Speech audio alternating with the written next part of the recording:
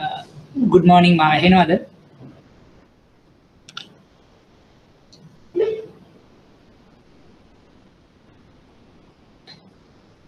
Thank you, Taraka. අපි අද දෙවෙනි දවසේ සාකච්ඡා කරන්නේ ණය කළමනාකරණය. මම හිතන්නේ ගිය සතියේ ඔයගොල්ලෝ සහභාගී වෙන්න ඇති කියලා උපකල්පනය කරනවා ඔක්කොම වගේ. එතකොට අපි ගිය සතියේදී මූලික වශයෙන්ම සාකච්ඡා කරා ණය කියන්නේ මොකක්ද? නැත්නම් ණය අපිට වැදගත් වෙන්නේ ඇයි? ණය කළමනාකරණය කියන්නේ මොකක්ද? අපි කොහොමද ණය තවත් පහසු වෙන විදිහට හඳුනාගන්නේ? ණය වර්ග ඒ ආකාරයට මූලික හඳුනා ගැනීමක් අපි ගිය සතියේදී කරා. එතකොට අද අපි මූලික වශයෙන්ම සාකච්ඡා කරනවා විවිධ ණය නිපැයුම් වර්ග කොටස් වලට අරගෙන ඒක අපි එකක් සාකච්ඡා කරන්න බලමු. එතනදී ප්‍රායෝගිකව අපි කොහොමද මේ ණය වෙළඳපොලේ භාවිතා වෙන්න කියන්නේ කොහොමද කියන එක සාකච්ඡා කරමු. එතකොට අර මම ගිය සතියේ කිව්වා වගේ ඕගොල්ලන්ට මොන හරි ගැටලු තියෙන අවස්ථාවක ඕන වෙලාවක කතා කරලා මේ ප්‍රශ්නේ අපි සාකච්ඡා කරගෙන අපි එතනින් එහාට මූව් වෙන්න බලමු. එතකොට මේ වෙනකොට ඕගොල්ලන්ට කොටස් වශයෙන් අප්ලෝඩ් කරලා තියෙනවා ප්‍රසන්ටේෂන්ස් ටිකක්. ඒක සමහරවිට දෙවෙනි සතිය, තුන්වෙනි සතිය, හතරවෙනි සතිය කියන ආකාරයෙන් වෙන්න පුළුවන්. ඒක ගැටලුවක් කරගන්න එපා. අපි සාමාන්‍යයෙන් දිනේ කල් වේලාව තියෙන විදිහට අනුව අපි ඒකට සාකච්ඡා කරගෙන යනවා. ඊට අමතරව මේකට ප්‍රසන්ටේෂන් එකට අමතරව ඔයගලන්ට අමතර කියවීම සඳහා අවශ්‍ය කරන කොටස් ටිකත් මම මේ සතිය ඇතුළත අප්ලෝඩ් කරලා ඒ පහසුකම IBCL එකට කියලා තියෙන එකත් සපයලා දෙන්න බලාපොරොත්තු වෙනවා. එහෙමනම් අපි අද පටන් ගන්න නැහැතිවමු. අද මුලින්ම අපිට විවිධ ණය නිපැයුම් යටතේ අපි සාකච්ඡා කරමු. කොහොමද ණයක් තෝරාගන්නේ? කියන්නේ අපි සුදුසු ණය නිපැයුමක් තෝරා ගැනීම කියන තැන ඉඳලා අපි ඉදිරියට සාකච්ඡා කරන්න බලාපොරොත්තු වෙනවා. එතකොට එතනදී ඕගොල්ලන්ට අපි මූලික වශයෙන්ම මේ ණය නිපැයුමක් හඳුනා ගැනීම කියන තැන ඉඳන් තෝරගත්තට පස්සේ අපි ඊළඟට එක ණය නිපැයුමක් සාකච්ඡා කරන්න බලාපොරොත්තු වෙනවා එතනින් එහාට. එතකොට මෙන්න මෙහෙමයි. අපි සාකච්ඡා කරොත් ඇයි මේ ණය නිපැයුමක්? එහෙම නැත්නම් ණය නිපැයුමක් කාටද අපි දෙන්නේ? එහෙම නැත්නම් කොහොමද දෙන්නේ? මොන අවස්ථාවෙද දෙන්නේ? කියන එක ගොඩක් අපිට වැදගත් වෙනවා. දැන් මෙතනදී වැදගත් වෙන මම එදා සාකච්ඡාවේදී ඔයගොල්ලන්ට පැහැදිලි කරා මේ පැත්තේ අපිට තියෙනවා නම් ණය නිපැයුම්, මේ පැත්තේ අපිට තියෙනවා විවිධ ණයලාභී. ඒතර විවිධ ණයලාභීන් අපි දල වශයෙන් ගිය සතියේදී ඉගෙන ගන්නකොට අපි එදනත් සාකච්ඡා කරා ණයලාභියෙක් නමින් අපි දැනගත්ත වැඩක් නැහැ. උදාහරණයක් විදිහට ගත්තොත් අනි පුද්ගලයෙක්ද? අවුල් ව්‍යාපාරයක්ද? එහෙම නැත්නම් ආයතනයක්ද කියන එක වැදගත් වෙන්නේ නැහැ. අපි එයාගේ ස්වභාවය හඳුනගත්තේ නැත්නම්. මම එදා පැහැදිලි කරා අනි පුද්ගලයෙක් ණයක් ගන්නට එනවා හා සමානව එක පුද්ගලයෙක් විතරක් ඉන්න ආයතනයක් ණය ගන්නට ආවොත් ගොඩක් වෙලාවට ඒ දෙගොල්ලගෙම තියෙන අවදානම් වර්ග වැඩි වෙනසක් වෙන්න බෑ. එකම අවදානම් හැටියට යන්න පුළුවන්.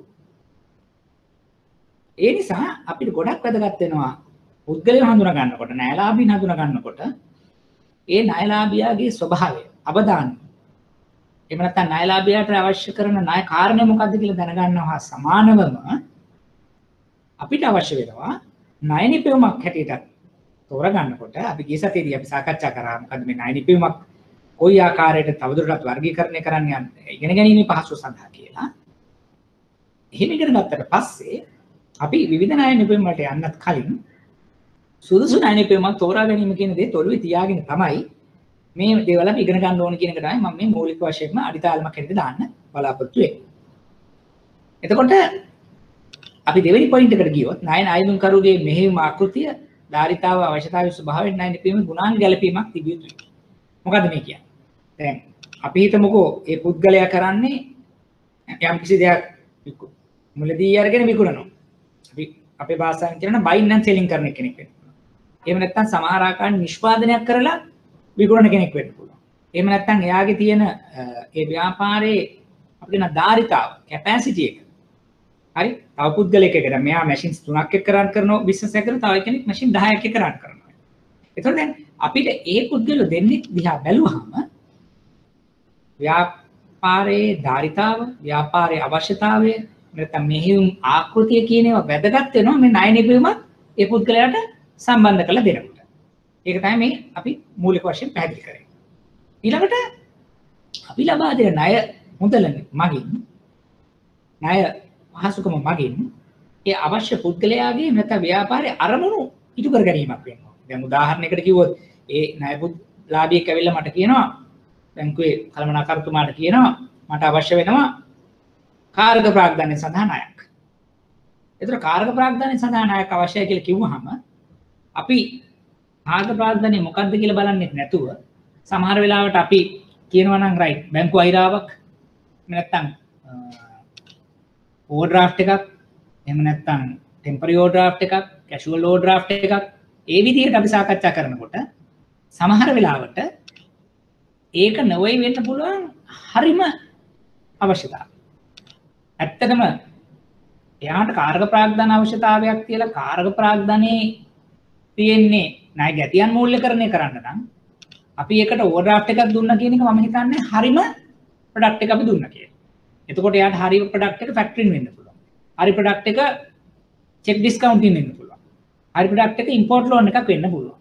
දැන් ගැටලුව තියෙන්නේ අපි නිසි පරිදි ව්‍යාපාරික අරමුණ සාක්ෂාත් කරගන්නට නෙවෙයි මේ දීලා තියෙන්නේ ඊට වඩා වෙනස් දෙයකට දීලා තියෙනවා කියන එක තමයි දැන් මේ ප්‍රශ්නයක් එහෙම නැත්නම් මේ தත්ත්වය උද්ගත වුනේ.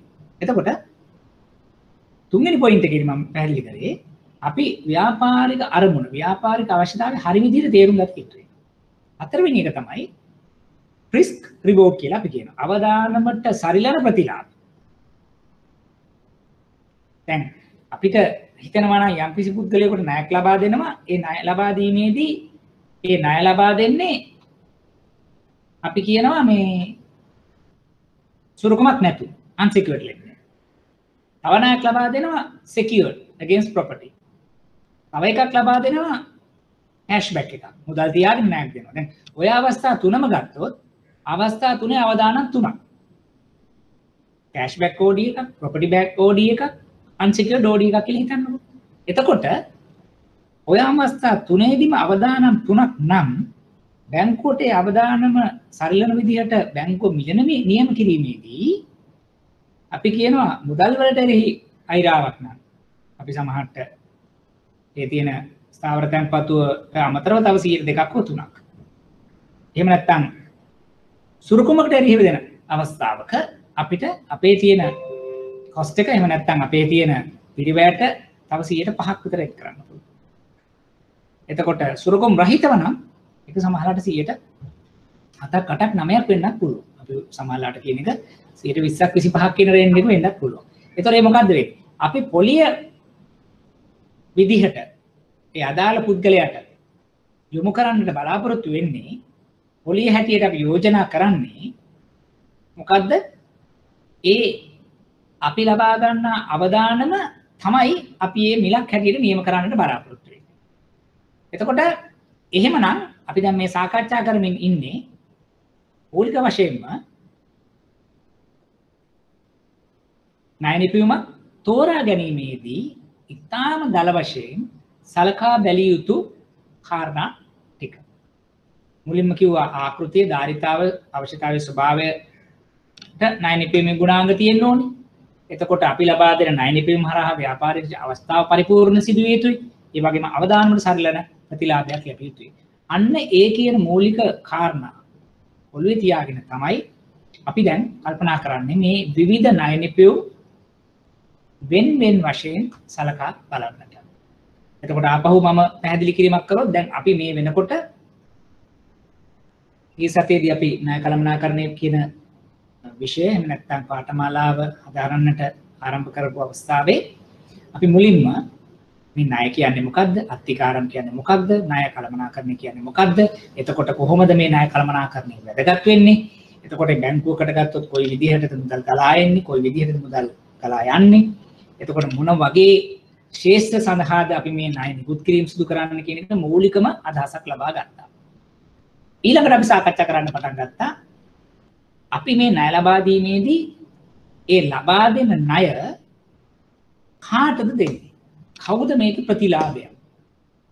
ඒ කොහොමද ඒක දෙන්නේ? කියන එක තමයි ඊළඟට අපි සාකච්ඡා කරන්නේ. අපි එතනදී ණයලාභී අනිපුද්ගලයන් එහෙම නැත්නම් පුද්ගල සමූහයන්, අරුල් ව්‍යාපාර, රජයේ ආයතන, සීමා සහිත එහෙම නැත්නම් සීමා රහිත පෞද්ගලික ආයතන යන විදිහට අපි ඉගෙන ගන්නට බැලුවා ණයලාභී.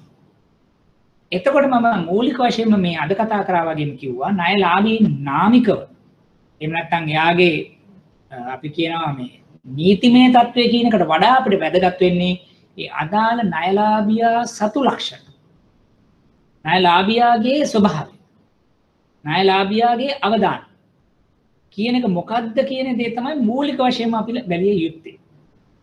ඊළඟට අපි සාකච්ඡා කරන්න පටන් ගත්තා ණය වර්ග જાතියක් තියෙනවා. විවිධ ණය වර්ග જાති තියෙනවා කියලා කිව්වා. එතකොට අපි ඒ ආකාරයේ ණය විවිධ ණය වර්ග තියෙනකොට හඳුනා ගැනීමේ පහසුව සඳහා අපි මොකද කරේ? අපි තවදුරටත් ඒක විශේෂිත කාරණා එහෙම නැත්නම් විශේෂිත අංශ 8ක් යටතේ ඉතා ඉහළ මට්ටමේ වර්ගීකරණයක් කරන්න පටන් ගත්තා. ඒ වර්ගීකරණය තමයි බලන්න මතක නම් කාලය අනුව වෙන්න පුළුවන් කිව්වා. එහෙම නැත්නම් සුරුකුම අනුව කියලා කිව්වා. විශේෂ අවශ්‍යතා අනුව කියලා කිව්වා. අන්න ඒ ආකාරයට අපි සාකච්ඡා කරන්නට පටන් ගත්තා. ඒතර ඒ ටික තමයි අපි ගිය සතියේදී මූලික වශයෙන්ම සාකච්ඡා කරේ. ඒතර අද අපි පටන් ගන්නවා විවිධ ණය නිපුම් එකින් එක අරගෙන මෙන්න මේ කියන කාරණා වලට යටත් වෙලා. දැන් අපි ඉගෙන ගන්නකොට බලන්න ඕනේ. අපි දැන් බැංකු අයිරාවක් කියලා ඉගෙන ගන්නවා කියනකොට බැංකු අයිරාවක ලක්ෂණ ඉගෙන ගත්තට වැඩක් නැහැ. හැම වෙලේම කල්පනා කරන්න ඕනේ බැංකු අයිරාවක මූලික ලක්ෂණ මෙහෙම තමයි. හැබැයි මේ මූලික ලක්ෂණ මම ගලපන්න ඕනේ පාරිභෝගිකයාගේ අර ලක්ෂණත් එක්ක. පාරිභෝගිකයාගේ ලක්ෂණත් එක්ක ගලපනකොට මේ දැන් මේ අපි ඉගෙන ගන්න සූදානම් වෙන මූලික ණය සුදුසු ණය නිපුණක් තෝරා ගැනීමේදී තියෙන නිර්ණායකත් ඔළුවේ තියාගෙන තමයි අපි මේ දෙක සම්බන්ධ කරන්නට අවශ්‍ය වෙන්නේ. අපි හිතමු විභාගයකදී උනත් අපෙන් අහන ප්‍රශ්නයක් තමයි සුළු මධ්‍ය පරිමාණ කර්මාන්තකරුවෙක් ඉන්නවා. අපි හිතමු කෘෂිකාර්මික ක්ෂේත්‍රයේ නිකුත් වෙලා ඉන්න එවැනි පුද්ගලයෙකුට කාර්ක ප්‍රාග්ධන අවශ්‍යතාවයන් සඳහා ඔබ බැංකුකරුවෙක් හැටියට යෝජනා කරන ණය නිපුණ මොනවාද? ඒ ණය නිපුණ ලබා දෙන ක්‍රමවේද සහ අවදානම් සාකච්ඡා කරන්න. ඒ වගේ ප්‍රශ්නයක් තමයි ඒගොල්ලෝ අහන්නේ. එහෙම නැතුව කෙලින්ම අහන්නේ නැහැ. බැංකු අයිරාවක් විස්තර කරන්න, කෙටි කාලේ ණයක් විස්තර කරන්න, චක්‍රීය ණයක් විස්තර කරන්න කියන තරමට ප්‍රශ්නයක් අහන්නේ නැහැ. ඊට වඩා චුට්ටක් ඉහළ තලයකට ගිහිල්ලා තමයි ප්‍රශ්නයක් අහන්නේ. ඒතර අපි දැනගන්න ඕනේ එහෙමනම් අපි ඉගෙන ගන්නත් ඕනේ. රයිට්. අන්න ඒ ආකාරයේ ප්‍රශ්න විසඳීම සඳහා සහ ඒ වගේම ඉදිනදා ප්‍රායෝගික තලයේදී අපි බැංකුවක වැඩ කරන අවස්ථාවක එහෙම නැත්නම් අපි කළමනාකරුවෙක් ණය කළමනාකරුවෙක් නැත්නම් ණය නිලධාරියෙක් හැටියට කටයුතු කරනකොට අපි අන්න ඒ ආකාරයේ ප්‍රායෝගික විසඳුමක් තමයි අදාළ පාරිභෝගිකයාට ලබා දිය යුත්තේ. අන්න ඒ ටික අපි දැනට මූලික කරගෙන අපි ඊළඟ ඉදිරියට සාකච්ඡා කරන්නට බලමු. මුලින්ම බැංකු අයිරාව. මොකද මේ බැංකු අයිරාවක් කියලා කියන්නේ? අපි සාමාන්‍යයෙන් ගොඩක් වෙලාවට දන්න දෙයක් තමයි ඕවර්ඩ්‍රාෆ්ට් එකක්. right? ඕවර්ඩ්‍රාෆ්ට් එකක් කියලා කිව්වහම ගොඩක් වෙලාවට ඒක හරි කොමන් එකක්. එහෙම නැත්නම් හැමෝම දන්න ආකාරයේ දෙයක් තමයි බැංක් OD එකක් එහෙම නැත්නම් ඕවර්ඩ්‍රාෆ්ට් එකක් කියලා කියන්නේ. එතකොට මේ සාකච්ඡා කරනකොට මෙතනදි කියන්නේ අපි ජංගම ගිණුමකට ලබා දෙන පහසුකමක් අපි බැංකු අයිරාවක් කියලා කියනවා. එතකොට ජංගම ගිණුමක යම්කිසි සීමාවක් දක්වා මුදල් ගැනීමට පහසුකමක් ලබා දෙනවා. ඒකට තමයි අපි කිව්වේ ඕවර්ඩ්‍රාෆ්ට් එකක් කියන බැංකු අයිරාවක් කියලා. මෙතනදී ඒක ආපහු නැවත ගෙවන පදනමකට යම්කිසි කාලයකට යටත් කරලා අපිට ඒක අපි කියනවා දිගින් දිගටම පාවිච්චි කරන්න දෙන්න පුළුවන් කියලා. එතකොට මේ සඳහා අපිට සුරුකුමක් ගන්න පුළුවන්, සුරුකුමක් නොගන්න පුළුවන්. සුරුකුමක් දීපලක් වෙන්න පුළුවන්, සුරුකුම මුදල් වෙන්න පුළුවන්. එහෙම නැත්නම් සමහර අවස්ථාවල සුරුකුමක් නැතු වුණත් අපි මේ ඒ අවශ්‍යතාවය අනුව පාරිභෝගිකයාගේ තියෙන ස්වභාවය පිළිගැනීමේ தત્ත්වයේ මත බැංකු අයිරාවක් නිකුත් කරන්නට පුළුවන්. අපි බලමු දැන් මේක තවදුරටත් කොහොමද කොටස් වලට බෙදෙන්නේ කියලා.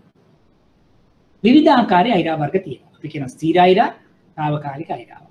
ස්ථිර අයිරාවකදී සිදුවෙන්නේ බැංකුවත් එක්ක පූර්ව එකඟතාවයකට අපි ඇවිල්ලා යම් ආකාරයකට ඒ පාරිභෝගිකයා සහ ඒ පාරිභෝගිකයාගේ තියෙන අවශ්‍යතාවය නැගීමකට ලක් කරලා අපි සීමාවක් අපි ඒ අදාළ ජංගම ගිණුමේ සලකුණු කරනවා දෙපාර්ශවයම යම් ආකාරයක අවබෝධතාවයකට ඇවිල්ලා. ඒතකොට මේක අපි අර කියනවා වගේ මොනවා හරි කිවිසුමකට යටත් වීමක්, සුරුකුමකට යටත් වීමක්, යම් කිසි කාල සීමාවක් තුළ නැමත යාවත් කාලීන එහෙම නැත්නම් ආපහු පසු විපරුම් කිරීමේ කියන අනුදැනුම යටතේදී අපි එකඟ වෙනවා. ඒකට අපි කියනවා ස්ථිරයි. අවුරුද්දකට පාරක්. අපි දන්නවා POD එකක් කියලා අපේ භාෂාවෙන් කියනවා. ඒතර අවුරුද්දකට පාරක් තමයි ඒක අපි නැවතත් අලුත් කරන්නේ. දැන් ඒක සමානලට දිගු කාලීනව. එහෙම නැත්නම් අවුරුද්දකට තමයි මේ ආකාරයේ අපි ඇඟීමක් එහෙම නැත්නම් නැවත ආපහු කරන්න කියලා අපි එකඟ වෙනවා. හැබැයි ඒ එක්කම අපිට සම අවස්ථාවක් තියෙනවා. తాවකාලිකව. දැන් අපි සමහර වෙලාවට ස්ථිර අයිරාවක් දීලා තියෙන කෙනෙක් වෙන්න පුළුවන්. එහෙම නැත්නම් ස්ථිර අයිරාවක් නැතුව අපි වෙන මොන හරි ණය පහසුකම් දීලා තියෙන අවස්ථාවක අපේ ණයක් ඉල්ලන කෙනෙක් වෙන්නත් පුළුවන්. කෙටි කාලීන අවශ්‍යතාවයක් සම්පූර්ණ කර ගැනීම සඳහා. ඒවට අපි කියනවා తాවකාලික අයිරාවක්. ටෙම්පරරි ඕවර්ඩ්‍රාෆ්ට් එකක්. ඒතර తాවකාලික අයිරාවකදී සිද්ධ වෙන්නේ අපිට කෙටි කාලීනව එකඟතාවයකට අපි පාරිභෝගිකයා සහ බැංකුව එකඟ වෙනවා. එතකොට ඒ කෙටි කාලීනව ලිඛිත අවසරයකට යටත් වෙලා ඒ කාරණාව කුමක්ද කියන දේ සඳහන් කරලා ඒ සඳහා බැංකුවේ අනුමැතියක් තියෙනවා නම් අපිට කෙටි කාලීනව අයිරාවක් නැත්නම් ඕවර්ඩ්‍රාෆ්ට් එකක් හැටියට යන්න පුළුවන්. එතකොට දැන් මෙතනදී වෙන්නේ අපි කියනවා ට්‍රැක් රෙකෝඩ් එක. අතීත කාර්ය සාධන වාර්තාවන් ඉතා ඉහළ මට්ටමක තියෙන්නට ඕනේ.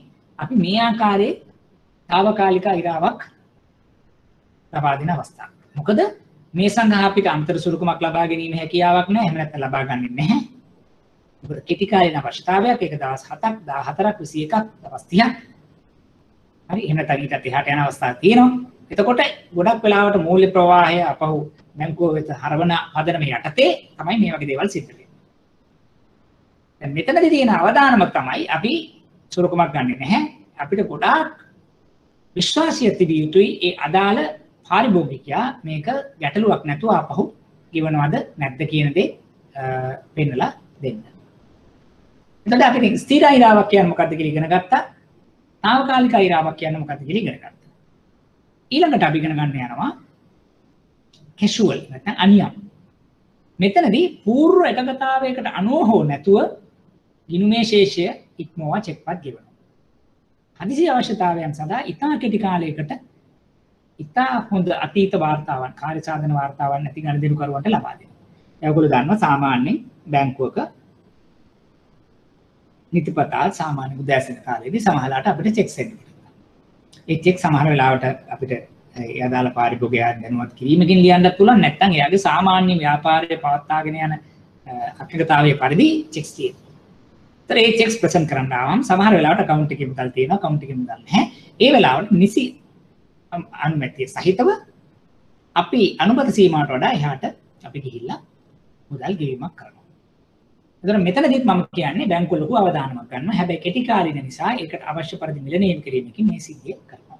ඒතර මූලික වශයෙන් අපි මේ සාකච්ඡා කරන්නේ විවිධ අයිරාවන්. එහෙම නැත්නම් අපි කිව්වා ස්ථාවර අයිරා කියලා જાතියක් තියෙනවා. తాවකාලික අයිරා කියලා જાතියක් තියෙනවා. අනියම් අයිරා කියලා જાතියක් තියෙනවා. දැන් එතකොට අපි මේ විදිහට මේක දැනගත්තට පස්සේ දැන් අර මම කලින් කිව්වා වගේ දැන් මෙතන තියෙන වටිනාකම තියෙන්නේ මේ එකක් වෙන වෙන වශයෙන් දැනගැනීම කියන එක නෙමෙයි. අපි හැම වෙලෙම දකින්නට ඕනේ බැංකු අයිරා මගින් කළ හැකි දේ සහ නොහැකි දේ. දැන් අපි ගත්තොත් කාරක ප්‍රාග්ධනයට මේක සුදුසුයි කියලා හැම අවස්ථාවකදීම කාරක ප්‍රාග්ධනයට මේක සුදුසු වෙන්නේ නැහැ. ඒක තමයි අපි කල්පනා කරන්න ඕනේ. දැන් අපි හිතමු පාරිභෝගිකයෙක් කෙනා එයාට ඇත්තටම තියෙන එයාගේ ඉන්වොයිසියන් වට්ටම් කරන ඒ වගේ කරන්න දෙයක් නම් අපි OD එකක් දීලා හරියන්නේ නැහැ. එහෙම නැත්නම් එයාගේ තියෙන ණය ගැතියන් මූල්‍යකරණය කරන්න නම් ඩෙටර් ෆයිනෑන්සින් එකක් නම් බැංක් OD එකක් දීලා හරියන්නේ නැහැ. එහෙම නැත්නම් එයාට තියෙන පෙර අස්වනු සැකසීම ඒ වගේ අවශ්‍යතාවයක් නම් OD එකක් දීලා හරියන්නේ නැහැ. එහෙම නැත්නම් තොගේ මූල්‍යකරණය කරන එකක් නම් OD එකක් දීලා හරියන්නේ නැහැ. ඒතර ඕවර්ඩ්‍රාෆ්ට් එකක් හරියන්නේ අපි කියනවා විවිධාකාරයේ වියදම්. නැත්නම් අපි කියනවා overheads. ඒව පූර්ණ කර ගැනීම සඳහා තමයි ඕවර්ඩ්‍රාෆ්ට් එකක් තියෙන්නේ. නමුත් අපි ගොඩක් වෙලාවට සියලුම දේවල් සඳහා ඕවර්ඩ්‍රාෆ්ට් එකක් දෙනකොට වෙන්නේ නිසි පරිදි ඇඟීමකට ලක් නොකරන නිසා තමයි අපි ඒක කියනවා ඔන්න හાર્ඩ්කෝර් ඕවර්ඩ්‍රාෆ්ට් එකකටපත් වෙනවා. OD එක එකම ලිමිට් එකේ දිග කාලයක් තියෙන පටන් ගන්නවා. ඇයි ඒ? නිසි පරිදි මූල්‍ය ප්‍රවාහයෙන් එන්නේ නැහැ කියලා කියන්නේ ඒ ප්‍රොඩක්ට් එක නැත්නම් ඒ අවශ්‍යතාවය OD එකක් නෙවෙයි කියන එකයි ඒ කියන්නේ. අන්න ඒක තමයි කල්පනා කරන්න ඕනේ අපි කොහොමද අවශ්‍යතාවය සම්පූර්ණ කරන්නේ. මොකක්ද මේ පාරිභෝගිකයාගේ අවශ්‍යතාවය? පාරිභෝගිකයේ අවශ්‍යතාවය මොකක්ද මත අපිට තීරණය කරන්න පුළුවන් අපි ලබා දෙන්නේ ඕවර්ඩ්‍රාෆ්ට් එකක්ද? එහෙම නැත්නම් ඊට වඩා වෙනස් වෙච්ච පරිබාහිර වෙච්ච ණය නිපැයුමක්ද කියන එක. එතකොට මේ හැම ණය නිපැයුමකම අවදානම් තියෙන්න පුළුවන්. එහෙම නැත්නම් ඒ සම්බන්ධ වෙච්ච සීමාවන් තියෙන්න පුළුවන්. අපි ඒවා එකින් එක දැනගෙන තමයි අපි ඒ ණය නිපැයුම හඳුනාගන්නේ. ණය නිපැයුම අදාළ පාරිභෝගිකය සඳහා ප්‍රදානය කරන්නේ. මම හිතනවා පැහැදිලි ඇති කියලා. මොනවා හරි ප්‍රශ්න තියෙනවද?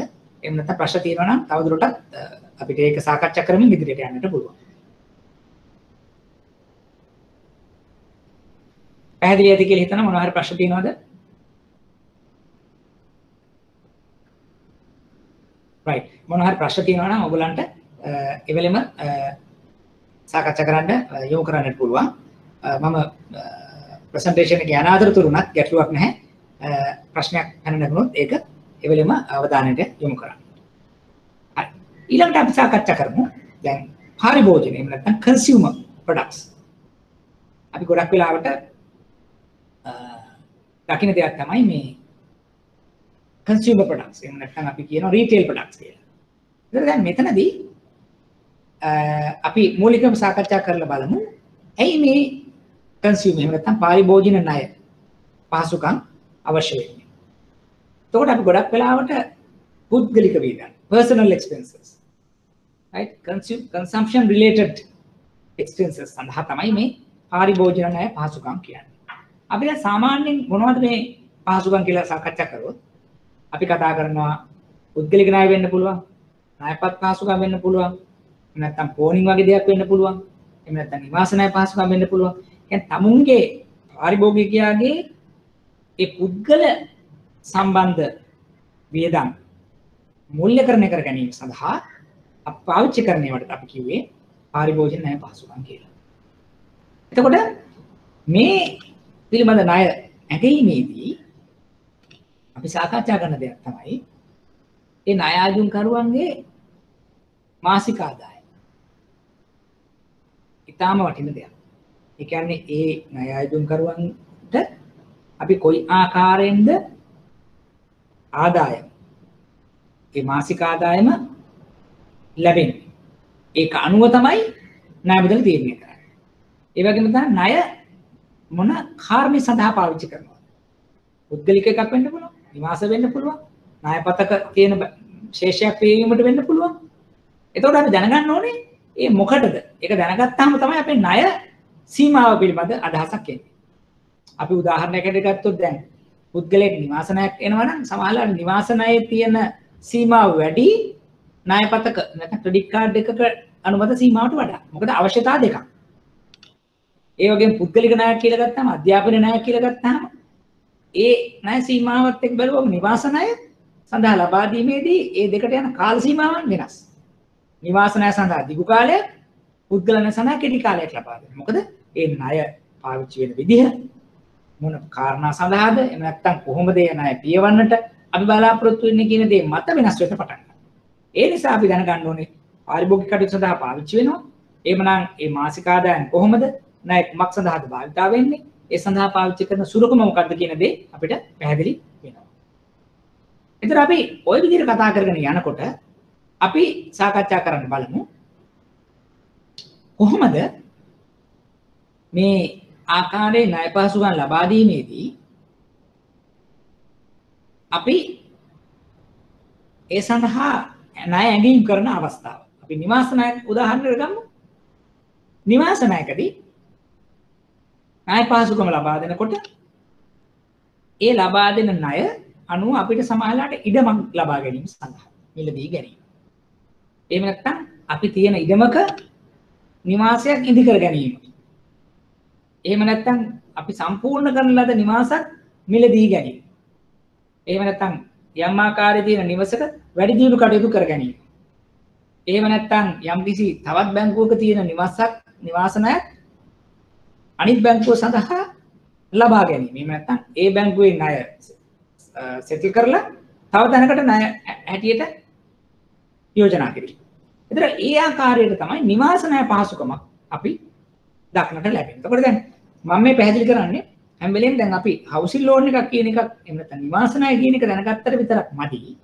ඒතර නිවාස ණය කියන දේ මොන ක්‍රමයකද යොමු වෙන්න ඕනේ. කොහොමද අපි මොකද්ද ඒ සඳහා තියෙන අවශ්‍යතාවය කියන එක තමයි ගොඩක් වැදගත්. දැන් එහෙම අවශ්‍යතාවය කියන එක දැනගත්තේ නැති වුනහම අපිට අමාරු වෙනවා මේ නිවාස ණය කියන එක එහෙම නැත්නම් ඒ ලබා දෙන ණය මුදල කොයි ආකාරයකටද සකස් කරන්න කියලා දැන ගැනීමට අපිට පොඩි අවශ්‍ය ගැටලුවක් එනවා.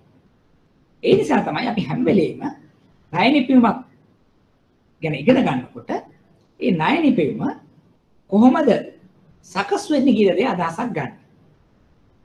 දැන් අපි ඊළඟට ගියොත් පුද්ගලික ණය කියලා ගත්තොත් හුඟක් වෙලාවට දැන් මේ පුද්ගල ණයක් ලබා දෙනකොට අපිට සාමාන්‍ය කාරණාව මේ ණය අවශ්‍ය වෙන්නේ මොකටද කියන එක සාකච්ඡා කරලා ගොඩක් වෙලාවට පුද්ගලික කාරණයක්. ඒක සමහරලාට අධ්‍යාපනයේ කටයුත්තක්. එහෙම නැත්නම් තව සමහරලාට පවුලක යම් ආකාරයකට සහෝදරයන් සහෝදරියන් අතරින් ගනුදෙනු කරන අවස්ථාවක් වෙන්න පුළුවන්. එහෙම නැත්නම් විශේෂිත ජීවිතයේ විශේෂිත අවශ්‍යතාවයක් සම්පූර්ණ කර ගැනීමක් සඳහා වෙන්න පුළුවන්. එතකොට ඒ ආකාරයට ඒක පුද්ගලික අවශ්‍යතාවයක්. හරි? දැන් ඒතර පුද්ගලික අවශ්‍යතාවයකට ලබා දෙනකොට අපි ඒ සඳහා ණය ලබා දෙනකොට ඒකට ආය කරන පොලිය එහෙම නැත්නම් ඒ සඳහා සුරකුම් ඇතුව හෝ නැතුව එහෙම නැත්නම් කාල සීමාව ඒවා අපි වෙන වෙන වශයෙන් තීරණය කරන්න සිද්ධ වෙනවා. ඒ අදාළ පාරිභෝගිකයාගේ ස්වභාවය අනුව තමයි ඒ පුද්ගල ණය පහසුකම් වල ලක්ෂණ දකින්නට ලැබෙන්නේ. උදාහරණයක් විදිහට ගත්තොත් අපි හිතමු රජයේ විධායක නිලධාරී වල ඉන්න කොට්ටාශයක් ඉන්නවා. පෞද්ගලික අංශයේ විධායක නිලධාරී කොට්ටාශයක් ඉන්නවා. දැන් පෞද්ගලික අංශයේ යම් ආකාරයක අපි ඉහළ මට්ටමේ නෙවෙයි මධ්‍යම පාන්තික රැකියාවල නියුත කොට්ටාසයක් ඉන්නවා. දැන් මේ සෙග්මන්ට්ස් තුනම ගත්තොත් ඒ වල ඉන්න පාරිභෝගිකයන්ගේ ලක්ෂණ ಜಾති තුනක්. අපි පෞද්ගලික අංශයේ අපි කියනු විධායක ශ්‍රේණිය කියලා ගත්තොත් සමහරලාට ඒගොල්ලන්ට ලොකු ණය මුදලකට යන්න පුළුවන් පුද්ගල අවශ්‍යතා සඳහා. නමුත් මධ්‍යම පාන්තික එහෙම නැත්නම් මධ්‍යම ආකාරයේ ආදායම් ලබන කට්ටියට අර තරමට ණය නිකුත් කරන්න අපිට බැරි වෙන්න පුළුවන්. මොකද ඒගොල්ලන්ගේ ආපසු ගෙවීමේ හැකියාව යම් ප්‍රමාණයක් සීමා වෙන්න පුළුවන්. අනේ ඒක තමයි අපි මූලික වශයෙන්ම බලන්න ඕනේ මේ යම්කිසි ණය නිපැයුමක් හඳුනා ගැනීම. මම මෙච්චර මේක පැහැදිලි කරන්නේ අපි අර ණය නිපැයුම මෙන්න මෙහෙමයි කියලා පොතක ඉගෙන ගත්තට වැඩක් නැහැ. හැම වෙලේම මේ ණය නිපැයුමක් සම්බන්ධ වෙන්නේ පාරිභෝගිකයෙක් සම්බන්ධ වෙලා. තුරුකුමක් එක්ක සම්බන්ධ වෙලා. එතකොට මොකද වෙන්නේ? මේ ටික අපි එකට එකතු කරලා තමයි අපේ මේ කියන ණය නිපැයුම සකස් කරන්නේ. එහෙම නැති වුණොත් අපි ඒ කරන ව්‍යායාමය තේරුමක් නැති වෙන්න පටන් ගන්නවා. එතකොට අපි තව චුට්ටක් ඉස්සරහට ගියොත් ණයපත් ක්‍රෙඩිට් කාඩ්. දැන් මෙතනදී අපි කොහොමද ණය සීමාවක් සකස් කරන්නේ? එතකොට ඒ සඳහා යම් ආකාරයක ප්‍රමිතීන් තියෙනවා. ඒ කියන්නේ පුද්ගලයාගේ රැකියාව වෙන්න පුළුවන්. දැන්ට උපයන ආදායම වෙන්න පුළුවන්, අවශ්‍යතාවය වෙන්න පුළුවන්. ඒ අනුව අපිට පුළුවන් ණය සීමාවන් සකස් කරන්න. එතකොට අපි ඊළඟට කියනවා ණය සීමාව සකස් කරලා යම් ආකාරයක පාවිච්චි කරාට පස්සේ මෙච්චර දවස් ගාණක් ඇතුළත ඒක පාවිච්චි ණය චක්‍රයක කාල සීමාවක් දෙනවා. එතකොට ගෙවීමේ අවම මුදලක් තියෙන හැම මාසෙකම මුළු මුදලෙන්. ඒතර අන්න ඒ ආකාරයට අපිට ණය පත් එහෙම නැත්නම් ක්‍රෙඩිට් කාඩ් වල අපිට ලිමිට්ස් හදා ගන්න පුළුවන් වෙනවා. හරිද? මේ සාකච්ඡා කරේ පාරිභෝගික එහෙම නැත්නම් පාරිභෝජන ණය පහසුකම් අපි උදාහරණ කිහිපයක් අරගෙන. එතකොට දැන් අපි මූලික වශයෙන්ම අපි මේ සාකච්ඡා කරමින් ඉන්නේ විවිධාකාරයේ ණය පහසුකම් නැත්නම් ණය වර්ගීකරණයන් අපි තවදුරටත් බැංකුවේ එදිනදා වැඩ කටයුතු නැත්නම් ණය පහසුකම් ලබා දීමේදී අපිට වැදගත් වෙන්නේ කොහොමද කියන දේ තමයි අපි මේ දිගින් දිගටම සාකච්ඡා කරමින් සිටින්නේ. එතකොට දැන් අපි ඊළඟට සාකච්ඡා කරන්න බලමු. මම ඊළඟ ස්ලයිඩ් එකට move වෙනවා. week 3 කියලා හැටියට ඕගොල්ලන්ට ඒක ඕගොල්ලන්ගේ විදලා තියෙනවා. කාරක ප්‍රාග්ධන අවශ්‍ය සඳහා දෙන ණය කියන කොටසෙන් තමයි අපි පටන් ගන්න යන්නේ. මුලින්ම අපි සාධ්‍යකරණය එහෙම නැත්නම් ෆැක්ටරින් කියන එකට අපි යොමු. මම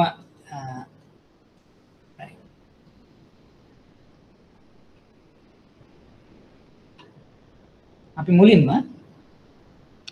මේ ක්‍රමාරෝපිත කරන්නේ නැත්නම් සාධ්‍යකරණය කියන්නේ මොකක්ද කියන දේ අපි හඳුනා ගන්න බලමු.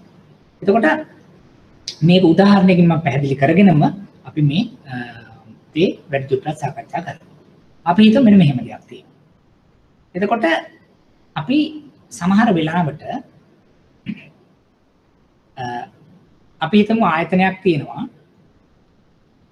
ඒ ආයතනය යම් ආකාරයක නිෂ්පාදනයක් කරලා ඒ නිෂ්පාදනය කරලා ඉවර වෙලා යම් කිසි අපි හිතමු තවත් ආයතනයකට ඒ නිෂ්පාදිතය විකුණනවා. විකුණලා මට ඒ අතරතුර ප්‍රශ්නයක් තියෙනවා. ඒ ප්‍රශ්නෙට අපි උත්තරයක් දීගෙන ඉන්නම්. අපි පුද්ගලික ණයක් අවුරුදු 10කට විතර වගේ දෙන්න පුළුවන්ද? එහෙම දෙන්න පුළුවන් නම් ඒක එතකොට නිවැරදිද නැද්ද කියන ප්‍රශ්නයක් අපිට යොමු වෙනවා. එතකොට මම මේකට උත්තරයක් දීගෙන මේ ඉන්නම්. මෙන්න මෙහෙම දෙයක්. දැන් අපි සාකච්ඡා කරොත් පාරිභෝජන ණය පහසුකම් යට තමයි පුද්ගල ණය ඉන්නේ. දැන් පුද්ගලික ණයවල තියෙන ගැටලුවක් තමයි අපිට අපේ තියෙන රැකියාවේ අපිට තියෙන වේතනය සමහර වෙලාවට බලාගෙන අපිට ණයක් නිකුත් කරන අවස්ථාවක් තියෙනවා. එතකොට අපි ගොඩක් වෙලාවට කැමති අඩු කාලයක් තුලදී මේ ණය ලබා දෙන්නටත් මේ ණය අය කර ගන්නටත්. එතන හේතුව වෙන්නේ අපිට යම් ආකාරයේ සුරුකුමක් නැති නිසා පුද්ගලික ණයක් ලබා දෙනකොට එතකොට අපිට වැඩි කාල සීමාවක් තිබුණොත් එතන තියෙන අවදානම් වර්ග කීපයක් තියෙනවා. එතකොට මොනවද මේ තියෙන අවදානම් වර්ග? ඒ පුද්ගලයා ඒ රැකියාවේ නියුක්ත වෙලා සිටීද? එහෙම නැත්නම් ඒ රැකියාවේ වෙනත් රැකියාවකට මාරු වෙන්න පුළුවන්. නැත්නම් ඒ ආකාරයේ සමාන රැකියාවක් නොලැබෙන්නට පුළුවන්. එහෙම නැත්නම් රැකියාවක් රහිත කාල සීමාවක් වෙන්න පුළුවන්. ඒ වගේ යම්කිසි අවදානම් ටිකකුත් තියෙනවා. හැබැයි නමුත් ඒකේ තියෙන අවදානම් අවම කිරීම ගැනීමේ ක්‍රියාමාර්ග තමයි ඒ පුද්ගලයාගේ යම්කිසි රක්ෂාවකට යෙදවීමේ හැකියාව. අපි කියන employability කියන. එයා ඉගෙන ගත්ත කෙනෙක් නම් එයාට යම් ආකාරයක සුසුකම් තියෙන, පළපුරුද්ද තියෙන කෙනෙක් නම් එක තැනකින් අනිත් තැනකට ගියා කියලා හානියක් නැහැ, ඉක්මනට ජොබ් එකක් හොයාගන්න පුළුවන්. ඒතර අර කියන අවදානම් මේ කියන ධනාත්මක දේවල් වලින් අවම කර ගැනීමකට හැකියාවක් තියෙනවා. නමුත් සාමාන්‍යයෙන් අපි අවුරුදු 5ක් 6ක් 7ක් උපරිමයට යටත්ව තමයි පුද්ගල ණය ලබා දෙන්නේ. ඒක අපි අවුරුදු 10ක් 12ක් දක්වා යන්නේ නැහැ. හේතුව සුරුකමක් නැතිවීමත් එහෙම නැත්නම් මූල්‍ය ප්‍රවාහයන් මත රැඳිලා මේක ලබා දෙන නිසා. ගොඩක් වෙලාවට අපි අපකරුවන් නැතුව සෝ ඇතුව ලබා දෙන වෙනත් සුරුකම වලට යන්නේ නැති නිසා. ඒතර පුළුවන් තරම් අඩු කාල සීමාවක්. නමුත් අපි ප්‍රායෝගිකව අපි දකින අවුරුදු 5ක් 6කට වඩා වැඩි ගිහිල්ලා නැහැ ඕනම පුද්ගල ණය. සහ පුද්ගල ණයකදී අපි ඊටාම ඉහළ ණය සීමාවලට යොදු වෙන්නේ නැහැ. මිලියන 3ක් 4ක් 5ක් 6ක් එතනින් එහාට අපි යන්නේ නැහැ. විශේෂිත අවස්ථාවල ඇරෙන්නට. ඒ නිසා අපි පුළුවන් තරම් බලනවා අවුරුදු 5කට 6කට අඩුවෙන් මේ පුද්ගලික ණය නැත්නම් අපි කියන personal loans තියාගන්න අපි සාකච්ඡා කරනවා නැත්නම් අඩු කාල සීමාවකට ඒක සකස් කරන්නට. ඒ වගේම තව ප්‍රශ්නයක් තියෙනවා. අපිට housing loan එකක් එහෙම නැත්නම් නිවාස ණයක් අපි අරන් තියෙනවා නම් මොන හරි එක බැංකුවකින් ඒක තව බැංකුවකට අපිට යොමු කරන්නට පුළුවන්ද? ඒ ණය අපි කියනවා සෙටල් කරලා මේකට ගන්න. ඒක හැකියාවක් තියෙනවා. දැන් මම මුලින් පැහැදිලි කරා වගේ හුඟක් වෙලාවට අපිට ඒ වගේ අවශ්‍යතාවයන් පාරිභෝගිකයන්ගේ අවශ්‍යතාවයන් තියෙනවා. මොකද සමහර වෙලාවට එක බැංකුවක් වලට ණයක් අපි නිකුත් කරනවා. ඒක අවුරුදු අපි තුන් 7ක් හෝ 8ක් හෝ 9ක් හෝ 10ක් අපි යම්කිසි කාල සීමාවකට ගියාට පස්සේ අපිට ඕන තව ටිකක් වැඩිපුර ණයක් ලබා ගන්න. එහෙම නැත්නම් තව යම්කිසි මුදලක් අරගෙන ඒ නිවාසය දියුණු කරගන්නත් එක්ක අපිට තව බැංකුවකට ගිහිල්ලා ඒ බැංකුවේම තියෙන ඒ දේපල උකස් කරලා අපිට ණයක් ලබා ගැනීම හැකියාවක් තියෙන. ඒක බහුලව අපි දකිනවා. එක බැංකුවක ණයක් තව බැංකුවක ණයකින් සෙටල් වෙනවා. එහෙම නැත්නම් ඒක ගෙවල ඉවර වෙලා අපිට ඊළඟ බැංකුවකට යොමු වීමේ අවශ්‍යතාවයක් තියෙනවා.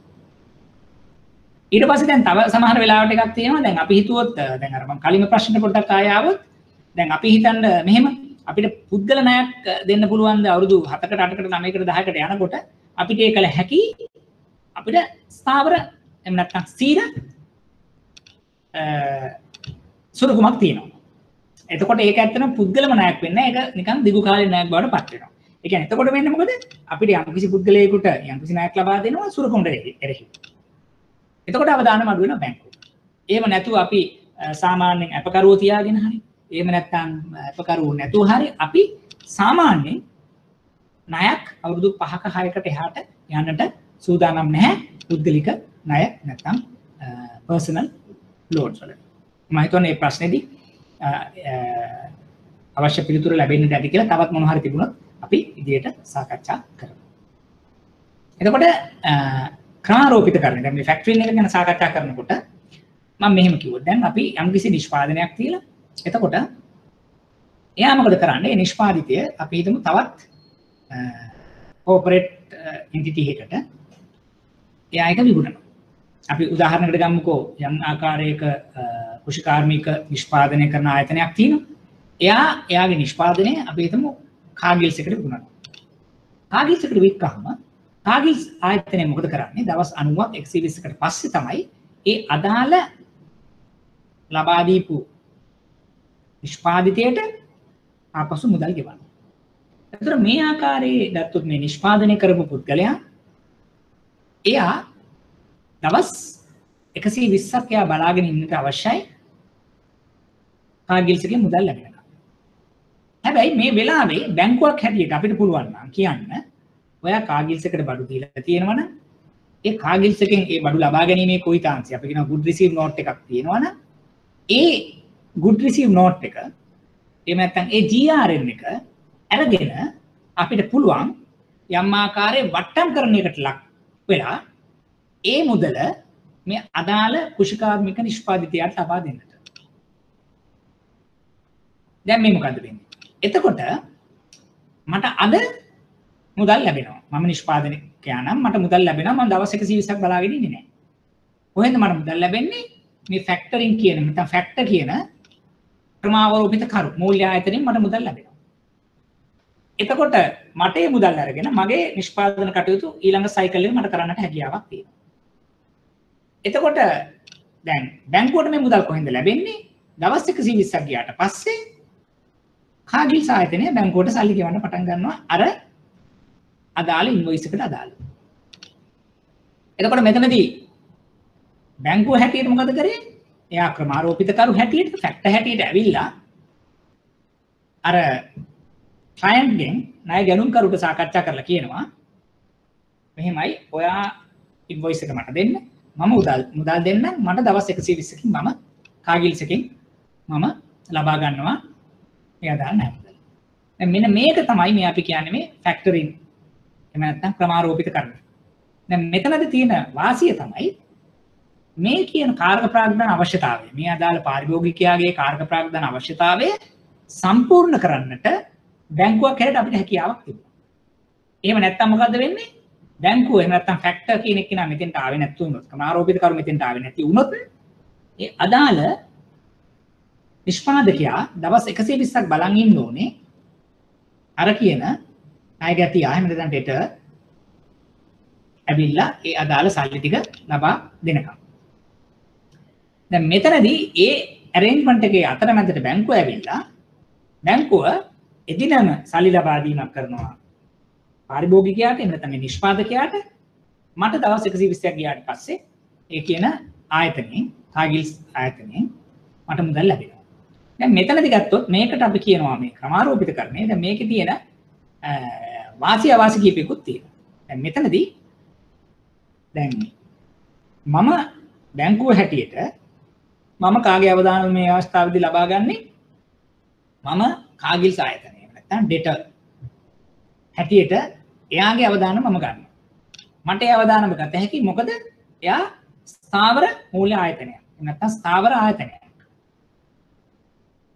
දැන් මට අවදානම අවම වෙන්නේත් අර කියන නිෂ්පාදකයා කුෂිකාර්මික කටයුතු වල යෙදিলা ඒ නිෂ්පාදිතය මේ වෙනකොට කාගිල්ස් එකට බාර දීලා ඉවරයි. දැන් පෝස්ට් ඩෙලිවරි එක. ඒක ලැබුණ බවට සහතික කිව්වොත් මට good receive note එකකුත් හම්බ වෙනවා. කුයිතාංශයකුත් හම්බ වෙනවා බඩු ලබාගත්ත බවට. ඒතර මට මෙතනදී දවස් ගාන පිළිබඳ ප්‍රශ්නයක් විතරයි තියෙන්නේ. ඒතර මට කාගිල්ස් එකේ තියෙන අවදානම අරගෙන මම මේ කියන ක්ලයන්ට් මම සල්ලි ලබා දෙනවා. ඒතර මට තියෙන අවදානම අවම වීම සහ යම් ආකාරයක මූල්‍ය මෙවලමක් උපකරණයක් සකස් කිරීම අපි එතන කරා. එතකොට අපි අනිත් පැත්තෙන් ගියොත් කුෂිකාර්මික නිෂ්පාදකයාගේ පැත්තෙන් ගත්තොත් එයාට කාගිල්ස් එකට දීලා දවස් 120ක් බලන් ඉන්නේ නැතුව බැංකුවකට ගිහිල්ලා කියන්න පුළුවන් මම මෙහෙමයි මම මෙහෙම නිෂ්පාදනයක් කරා ඒ නිෂ්පාදිතේ මම මේ වෙනකොට අදාළ සමූහ ආයතනයට ලබා දීලා තියෙනවා මට දවස් 120කින් සල්ලි හම්බ වෙනවා මට 120ක් ඉන්නේ නැතුව ඒක වට්ටම්කරණය කරලා ඒකෙන් මට 80ක් අද ලබා දෙන්නට පුළුවන්. ඊටු 120 මට කාගිල්ස් එක පේ කරපු දවසට ලබා දෙන්න පුළුවන්. ඒක තමයි arrangement. එතන අන්න ඒ ආකාරයේ arrangement එකක් තමයි මේ ක්‍රමාරෝපිත කරන්නේ නැත්නම් ෆැක්ටරින් කියලා අපි කියන්නේ. එතකොට මෙතනදී අර මම කියන වාසි අවාසි කීපයක් වෙනවා. ඒ වගේම තමයි බැංකුවක් හැටියට ගත්තොත් අපිට කාර්ක ප්‍රාග්ධන අවශ්‍යතාවය සම්පූර්ණ කර ගැනීම සමගින්ම ඒ සඳහා මට ණය ආදායමක් එහෙම නැත්නම් මම ලබා දෙන කෙටි කාලින ණයට මට පොලි ආදායමක් එතනදී ලබා වෙනවා. ඊට අමතරව ඒ කාර්ය කිරීම නිසා මට සේවා ආදායමකුත් ලබා ගැනීම හැකියාවක් තියෙනවා. බැංකුව හැටියට මට එතනදී වාසියක් එනවා. පොලි ආදායමක් සහ සේවා ආදායමක් දෙකම ලැබෙන නිසා.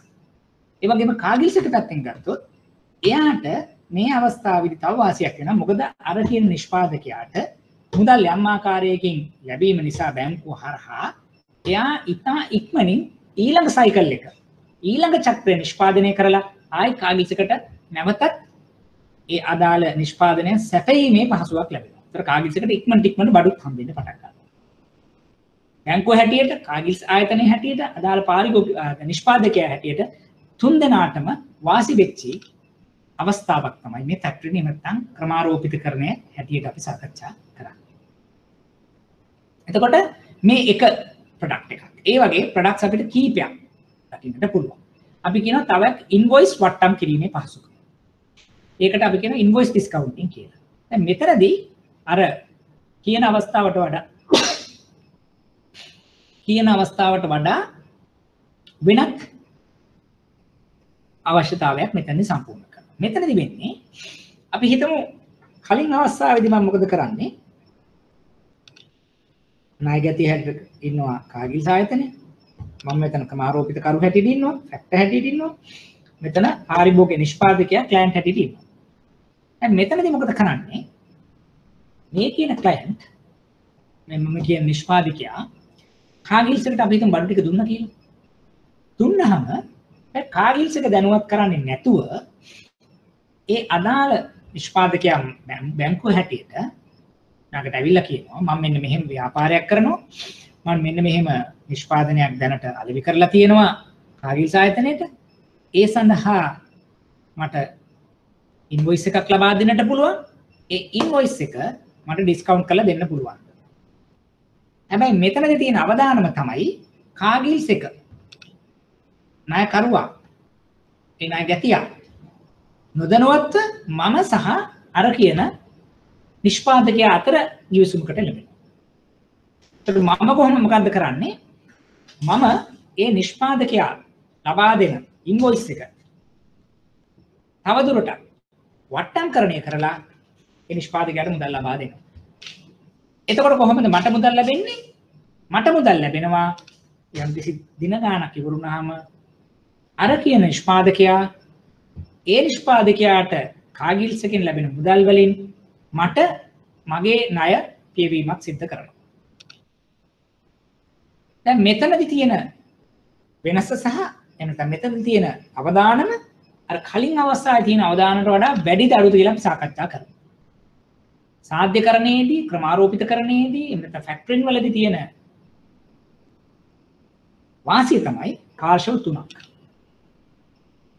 එතන තියෙනවා බැංකුව නැත්නම් ක්‍රමාරෝපිත කරු, ක්ලයන්ට් පාරිභෝගිකයා නිෂ්පාදකයා සහ ණයගැතියා ඩෙටර් කාගිල්ස් ආයතනය. ඔය තුන් දෙනාම එකතු වෙලා තමයි කලින් වැඩසටහන කරගෙන යන්නේ. දැන් එතකොට බැංකුවට තියෙන අවදානම කාගිල්ස් ආයතනයත් එක්ක තමයි අවදානම අඩු හැඩියව වෙන්නේ. මේ ක්‍රමයේදී ඉන්වොයිස් වට්ටම් කිරීමට එනකොට ඊට වඩා ටිකක් වෙනස් වෙනවා. පාර්ශ්ව තුනක් හිටියට ඉවසුම තියෙන්නේ පාර්ශ්ව දෙකක් අතර විතරයි. ක්‍රමාරෝපිත කරු එහෙම නැත්නම් බැංකුව සහ නිෂ්පාදකයා ක්ලයන්ට්. ඒතර කාගිල්ස් එක ණයගැතියා මේ අවස්ථාවේදී මේකට සම්බන්ධ වෙන්නේ නැහැ. එයා නොදැනුවත්ව තමයි ඉන්වොයිස් එකක්. ඉන්වොයිස් එකක් හදන්නේ කවුද? ඉන්වොයිස් එකක් ඉෂුව කරන්නේ කවුද? මේ ක්ලයන්ට්. නිෂ්පාදකයා. ඒතර නිෂ්පාදකයා සහ බැංකුව අතර තියෙන අන්‍යෝන්‍ය විශ්වාසය අනුව තමයි මේ ඉන්වොයිස් ඩිස්කවුන්ට් එකක් අපි කරන්නේ. මෙතන තියෙන අවදානම මොකද්ද? ඉන්වොයිස් එක ඩිස්කවුන්ට් කරලා ලබා දෙන මුදල ආපසු ගෙවන්නේ මේ කියන නිෂ්පාදකයාමයි. ඉන්වොයිස් එක ඉෂුව කරන කෙනාමයි. කාගිල්ස් එක නෙවෙයි. කාගිල්ස් එක කරනවා නම් මට තියෙන අවදානම අඩුයි. මොකද කාගිල්ස් කියලා කියන්නේ ස්ථාවර ආයතනයක්. මූල්‍ය ස්ථාවරත්වයක් තියෙනවා. මට ගැටලුවක් නැහැ. නමුත් මෙතනදී මේ ඇවිල්ලා ගණදෙනු කරුව එහෙම නැත්නම් මේ ක්ලයන්ට් එක තියෙන ගණදෙනුවේදී ඒ අදාළ පුද්ගලයා මට රැඳෙන්නට සිද්ධ වෙනවා. එතකොට මූලික වශයෙන්ම ෆැක්ටරින් වලදී අපි වැඩි ප්‍රමාණයක් ඉන්වොයිස් එකකට එහෙම නැත්නම් අර කියන GR එකට වැඩිපුර ප්‍රමාණයක් සල්ලි දෙන්න පුළුවන්. හැබැයි දෙවෙනි අවස්ථාවේ ඉන්වොයිස් ඩිස්කවුන්ට් එකක් වෙනකොට අර ප්‍රමාණය මම මුදල් දෙන්නේ නැහැ. කලින් අවස්ථාවේදී තිබ්බේ ෆැක්ටරින් වලදී අපි තුමු රුපියල් 100ක් වටිනා රිසිව් නෝට් එකක් නම් ඒකෙන් 80ක් මම දෙනවා එවෙලෙම. ඊටු 20ක් වෙන්නේ කාගිල්ස් එකේ මුදල් ලැබුණාට පස්සේ. නමුත් දෙවෙනි අවස්ථාවේදී එයා කියනවා මම කාගිල්ස් එකට රුපියල් 100ක බඩු දැම්මා. මේ තියෙන්නේ මගේ ඉන්වොයිස් එක රුපියල් 100ක මේකට මම මුදල් කොටසක් දෙන්න. ඒත් මම කියනවා මේ වෙලාවේ මම වට්ටම් කරන්නට ලක් කරන්නේ ඔබ විසින් නිකුත් කරන ඉන්වොයිස් එකක් නිසා මම ඒ සඳහා ලබා දෙන්නේ 160ක ප්‍රමාණයක්. ඊටු 140 මම මේ වෙලාවේ ලබා දෙන්නේ නැහැ. මොකද අවදාන මෙතනදී වැඩි. සමහරවිට මේ වගේ අවස්ථාවකදී යම් ආකාරයකට මුදල් සුරුකුමක් කොටසක් හෝ ආවරණය වෙන විට දීපල සුරුකුමක් ලබා ගැනීම හැකියාවක් තියෙනවා.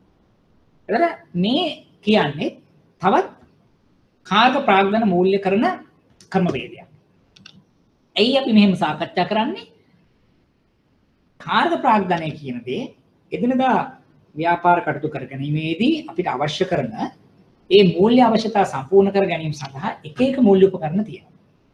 මුලින්ම අපි ඉගෙන ගත්තා ෆැක්ටරින් ක්‍රමාරෝපිතකරණය කියන එක. ඊළඟට අපි ඉගෙන ගත්තා ඉන්වොයිස් ඩිස්කවුන්ටිං කියන ක්‍රමවේදය. මේ අවස්ථා දෙකේදීම සිද්ධ වෙන්නේ අදාළ නිෂ්පාදකයාට යම් ආකාරයක මුදලක් මූලිකව ලැබීමක් තමයි මේ අවස්ථා දෙකේදීම සිද්ධ වෙන්නේ.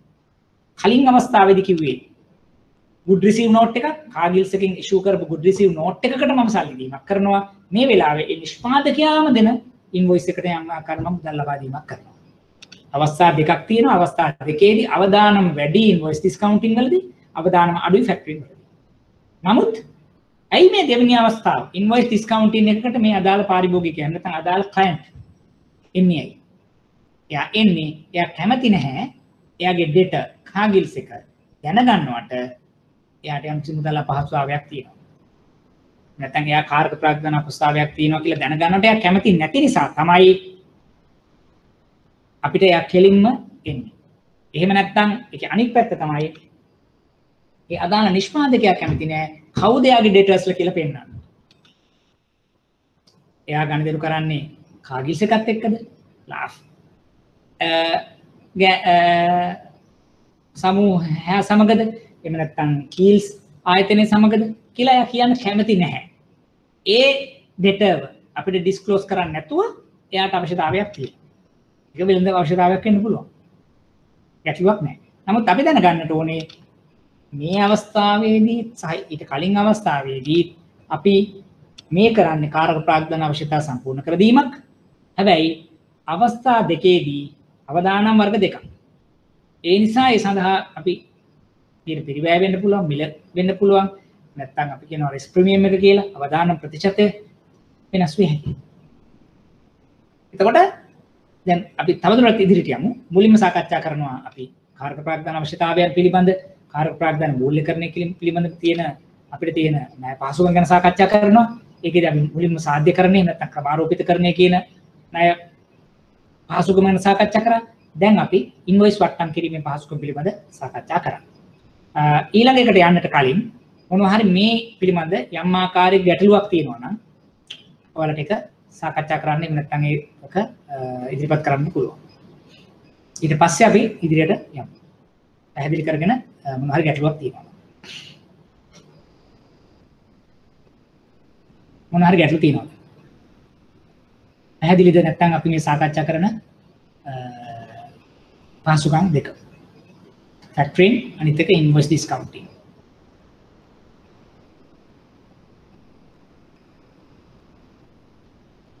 right. අපි ඉදිරියට යමු. මොනවා හරි ගැටලුවක් තියෙනවා නම් පසු අවස්ථාවක උනත් මේ ඒක සම්බන්ධ කරන්න එතකොට අපි තවදුරටත් සාකච්ඡා කරලා පැහැදිලි කිරීමක් කරගමු.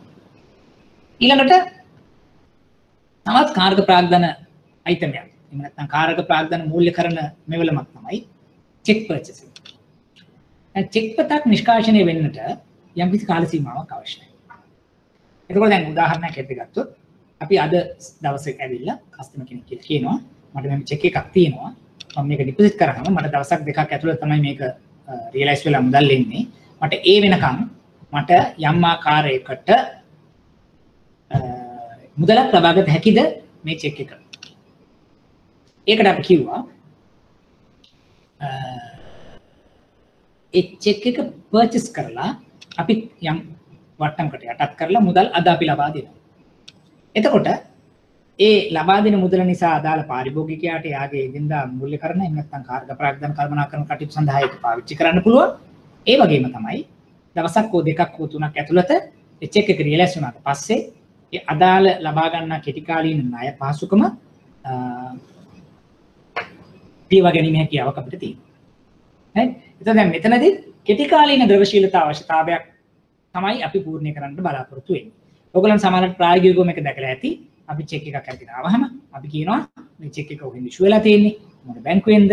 අපි ෆේට් එක කියලා එකක් කන්ෆර්ම් කරගන්නවා. ඒ අදාළ සමහරට ඒ අදාළ බැංකුවේ කළමනාකරතුමාට කතා කරලා අපි දැනගන්නවා මේ මුදල් තියෙනවද? කොහොමද මෙයාගේ යම්කිසි අල්පයත්ම එහෙම නැත්නම් කාර්ය සාධන ප්‍රතිපාටිය කොහොමද? ඒ දෙක දැනගෙන තමයි අපි මේ චෙක් එක පර්චේස් කරන්නේ.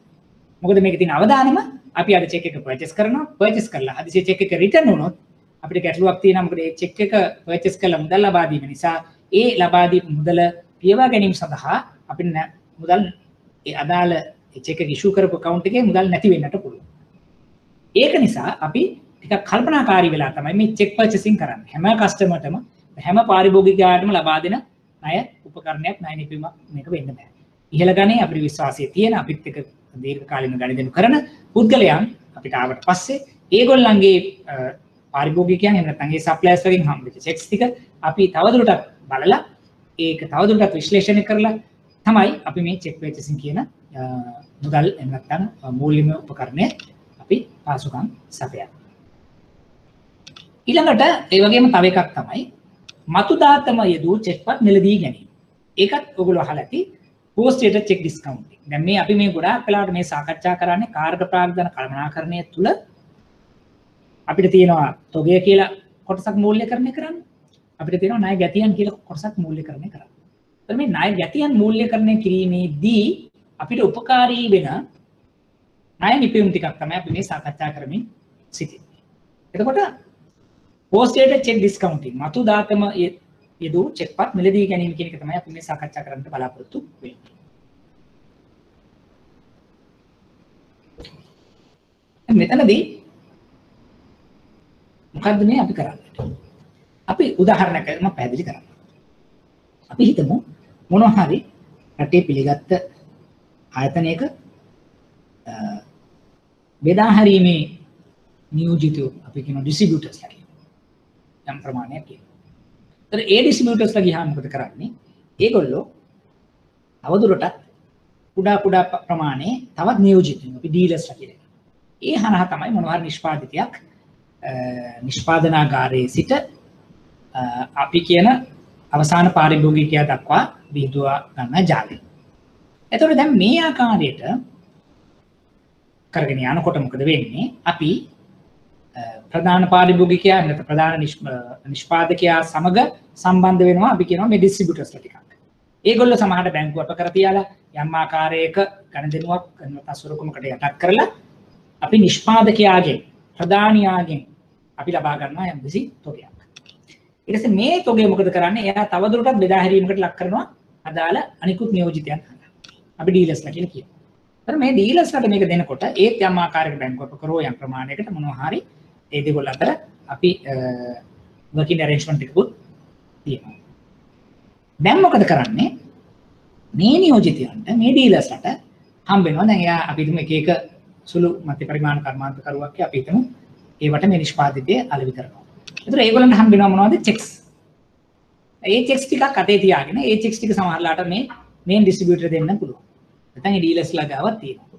දැන් මොකද කරන්නේ? දැන් මේ ඩිස්ට්‍රිබියුටර් වෙන්න පුළුවන්, අර ඩීලර් වෙන්න පුළුවන්. එයා ගාව තියෙනවා සෑහෙන ප්‍රමාණයේ චෙක්ස් ටිකක්. හැබැයි ඒ චෙක්ස් ඔක්කොම ඇවිල්ලා අපි කියනවා ඩේට් කරලා තියෙනවා. අද රියලයිස් වෙනේව නෙවෙයි. තවස් 15කින් 30කින් 45කින් ඉදිරියට රියලයිස් වෙන්න තියෙන චෙක්ස් ටිකක් තමයි යාට තියෙන්නේ. එතකොට එහෙම ඉදිරියට රියලයිස් වෙන්න තියෙන චෙක්ස් ප්‍රමාණයක් තියෙනවා නම් එයාට අද ඒ ප්‍රමාණය අතේ තියාගෙන ඉන්නවට වඩා බැංකුවක් මූල්‍ය ආයතනයක් එක්ක කතා කරලා එයා බලනවා හැකියාවක් තියෙනවද ඒ මුදල් අද ලබා ගන්න. හැකියාවක් තියෙනවද ඒ මුදල් අද ලබා ගන්න.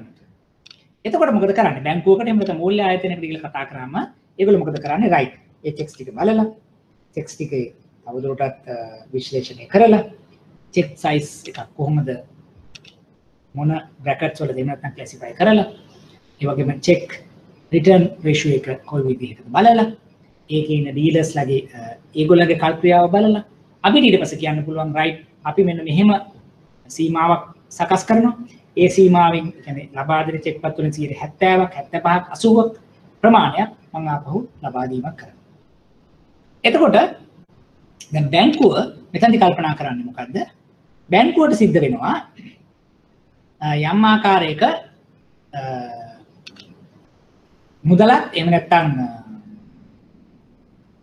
පාරිභෝගිකයාට ලබා දෙන්නට එහෙම නැත්නම් ඒ වගේම ලබා දෙනවත් එක්කම අවදානමක් ලබා ගන්නට මේ අදාළ චෙක්ස් ටික අපිට පසුදාතම යදලා තියෙන චෙක්ස් ටික යම් ආකාරයක රිටර්න් වුණොත් එතකොට ඒ සඳහා යම් ආකාරයේ අවදානමක් ලබා දෙනවා. ඒ නිසා අපි මොකද කරන්නේ? මේ විදිහට ඩිස්කවුන්ට් කරනකොට අර සමහර වෙලාවට චෙක් රිටර්න් රේෂියෝ එක වැඩි නම් අපි ඩිස්කවුන්ට් කරලා පස්සට සල්ලි දීලා දෙන ප්‍රමාණය අඩු කරනවා. 60ක් 50ක් වෙන්න පුළුවන්. ඒ වගේම තමයි අපි අමතර සුරුකුමක් කෑෂ් මාජින් එකක් ගන්න පුළුවන්. එහෙම නැත්නම් කෑෂ් බිල්ඩ් අප් එකක් ගන්න පුළුවන්. එහෙම නැත්නම් වෙනත් අමතර සුරුකුමක් වෙන්න පුළුවන්. ඒ ආකාරයේ තවදුරටත් සූදානම් වෙලා අපි මෙන්න මේ පෝස්ට් ඩේටා චෙක් ඩිස්කවුන්ටින් කියන නිෂ්පාදනය එහෙම නැත්නම් මේ ණය නිපැයුම තවදුරටත් සාකච්ඡා කරලා නැත්නම් අලෙවි කරලා ලබා දෙන ණය නිපැයුමකට සාකච්ඡා කරනවා. එතකොට දැන් මෙතනදී දැන් මම සාකච්ඡා කරමින් සිටිනවා විවිධාකාරයේ ණය නිපැයුම් ණය ගැතියන් මූල්‍යකරණය සඳහා.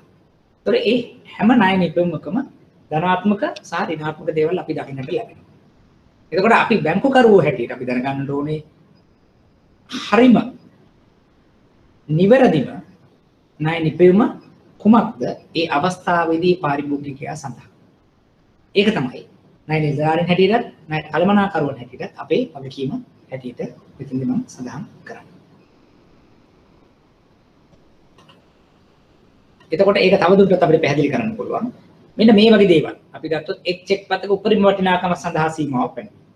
ඒ කියන්නේ අපි කියනවා අපිට චෙක්ස් දෙන්න පුළුවන්. හැබැයි ඒ එක චෙක් පතක් උපරිම ලක්ෂයයි, ලක්ෂයකමාරයි, ලක්ෂ 2යි. ඊට වඩා වැඩි චෙක්ස් ඔය මට දෙන්න බෑ. ඒ වගේම තමයි අපි හිතමු මට ලබා දෙන චෙක්පත් ඩීලර්ස්ලා කීප දෙනෙක් නම් එක ඩීලර් කෙනෙක්ගෙන් ලබා ගන්නට එහෙම නැත්නම් එක ඩීලර් කෙනෙක්ගෙන් තියෙන පුළුවන් චෙක්ස් මෙන්න මෙච්චර ප්‍රමාණයක්. එතනින් එහාට මම ඒ චෙක්ස් ඩිස්කවුන්ට් කරන්න ගන්නෙ නැහැ. ඒ වගේම තමයි එක ඩීලර් කෙනෙකුට උපරිම 103ක් 104ක් 105කට වඩා චෙක් රිටර්න් රේෂියෝ එකක් තියෙන්නට බෑ. හරි. එතකොට ඒ ආකාරයට අපි තවදුරටත් හොඳේසි අවශ්‍යයි නම් අපි යොදන්නට පුළුවන්. මොකද මෙතනදී මම සාකච්ඡා කරන්නේ දැන් ඩිස්ට්‍රිබියුටර් කියන එක නැත්නම් මේන් ඩීලර් කෙනෙකුට මම මුදලක් ලබා දෙනවා. ඒ පුද්ගලයා අතේ තියෙන තුන්වන පාර්ශවයේ චෙක්ස් ටික වට්ටම් කරගෙන ලක් කරනවා. එතකොට ඒකේ තියෙන වාසිය වගේම තියෙන අවදානම් අඩු කර ගැනීම සඳහා මෙන්න මේ ආකාරයේ යෝජනාවන් කිහිපයකුත් අපි සම්බන්ධ කරලා දෙනවා. ඒතර ඕ ටික තමයි අපි සාකච්ඡා කරන්නේ කාරක ප්‍රාග්ධන අවශ්‍යතාවය සඳහා අපි ලබා දෙන නැත්නම් අපිට ලබා දිය හැකි මූල්‍යමය උපකරණ මොනවාද? ඒ මූල්‍යමය උපකරණ පාවිච්චි කරලා අපි කොහොමද කාරක ප්‍රාග්ධන අයිතමයක් හැටියට ණය ගැතියන් මූල්‍යකරණය කිරීම සඳහා පාවිච්චි කරන්න කියන දේ තමයි මම මේ සාකච්ඡා කරමින් සිටින්නේ. ඊළඟට අපි තවදුරටත් ඉදිරියට යනකොට කාර්ක ප්‍රාග්ධන අයිතමයක් හැටියට අපි සාකච්ඡා කරන්නට පුළුවන් තොගයක්. ව්‍යාපාරයක තොගය කියන එකත් මූලික කාර්ක ප්‍රාග්ධන අයිතමයක්. එතකොට මේ කාර්ක ප්‍රාග්ධන අයිතමය මූල්‍යකරණය කර ගැනීම සඳහා අපිට අවශ්‍යතාවයන් පැනනගිනවා. ඒ සඳහා අපිට විවිධාකාරයේ ණය නිපැයුම් එදිනදා වෙළඳපොළ තුළ එදිනදා බැංකු කර්මයේදී දක්නට ලැබෙනවා. අපි එකින් එක අරගෙන නැවතත් පාදිලි කරන්න සූදානම් වෙමු. පළවෙනි එක තමයි ප්ලෙජ් ලෝන් එක. ඔඩපණ ණය කියලා කියනවා. දැන් මෙතනදී මොකද්ද මේ සිද්ධ වෙන්නේ?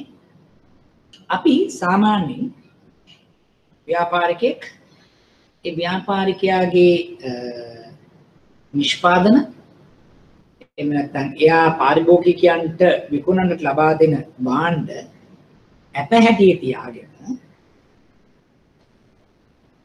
ඒ සඳහා ඒකට එරෙහිව ණයක් ලබා ගැනීමේ ක්‍රමවේදයට අපි කිව්වා ප්ලෙජ් ලෝන් එකක් කියලා කිව්වා. මම උදාහරණයකට පැහැදිලි කරන්නම්. අපි හිතමු කුෂිකාර්මික ක්ෂේත්‍රයේ නියුත් වෙලා ඉන්න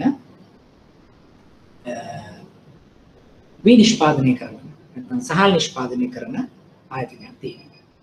එතකොට මේ සහල් නිෂ්පාදනය කරන ආයතනයට එයා මොකද කරන්නේ? එයා තොග වශයෙන් දී ලබා ගැනීමක් සිදු කරනවා. අර අපි කියන යල මහ එහෙම නැත්නම් ඒ කියන සීසනල් කාලය තුලදී. එතකොට දැන් ඒ ලබා ගන්න තොගය අපයක් හැටියට ඒක බැංකුවේ එහෙම නැත්නම් ඒ අදාළ පාරිභෝගිකයාගේ දෙන්නාගේම අනසක යටතේ තියෙන අපයක් හැටියට තියාගෙන අපිට පුළුවන් යම් ආකාරයක කැටිකාරින චක්‍රීය ණයක් ලබා දෙන්නට. අනේ ඒ වගේ අවස්ථාවකට අපි කියනවා ප්ලෙජ් එකක් කියලා. දැන් මෙතනදී සිද්ධ වෙන්නේ අපි හිතමු යම් ආකාරයක මුදලක් ලබා දෙනවා. ඒ ආකාරයේ නිෂ්පාදනය මිලදී ගැනීමට. අපි හිතමු මේ උදාහරණයේදී V තොගයක් මිලදී ගැනීමට අපි මුදල් ලබා දෙනවා. ඒතර අපි ලබා දීපු මුදල් කොහෙද දැන් තියෙන්නේ? V හැටියට. ඒතර V ටික අපි ගබඩා කරලා තියෙනවා.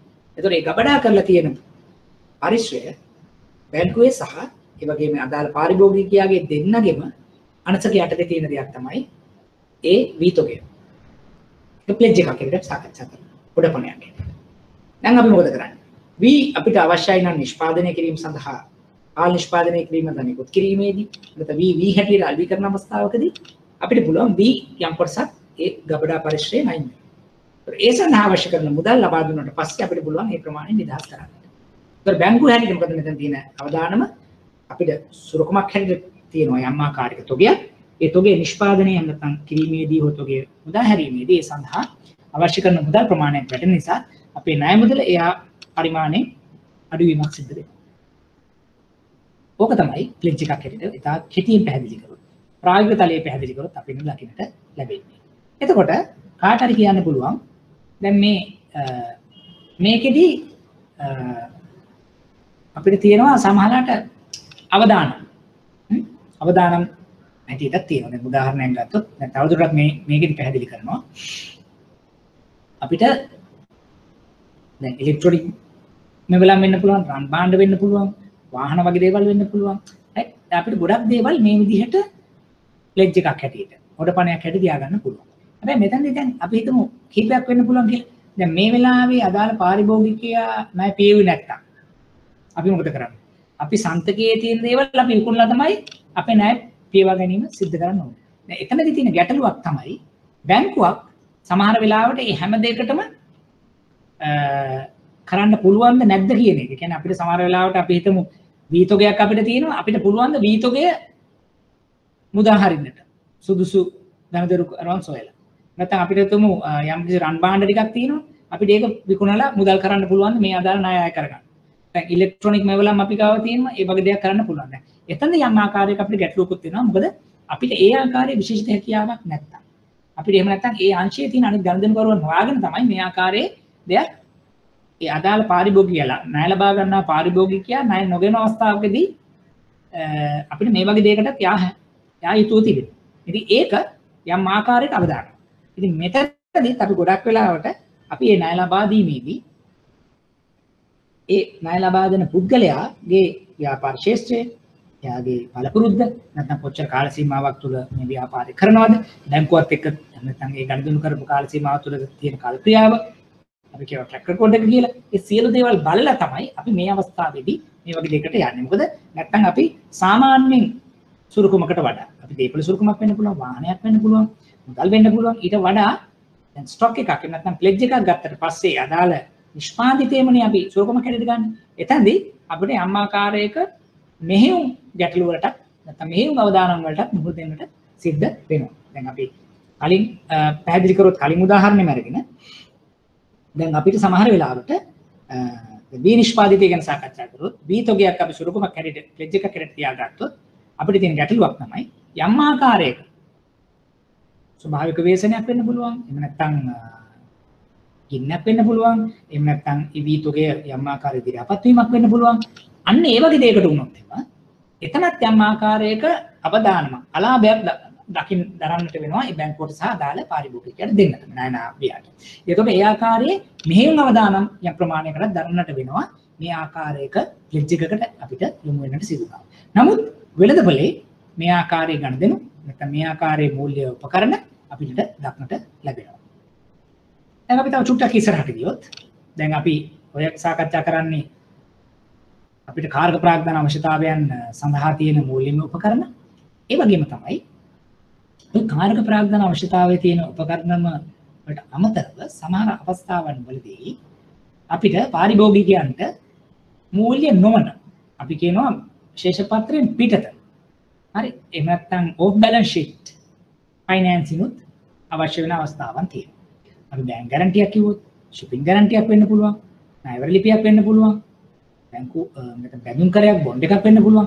ඒ වගේ අවශ්‍යතාවයනුත් අපි යම් ආකාරයකට සකස් කර දිය යුතු වෙනවා පාරිභෝගිකයන්ගේ අවශ්‍යතාවය අනුව.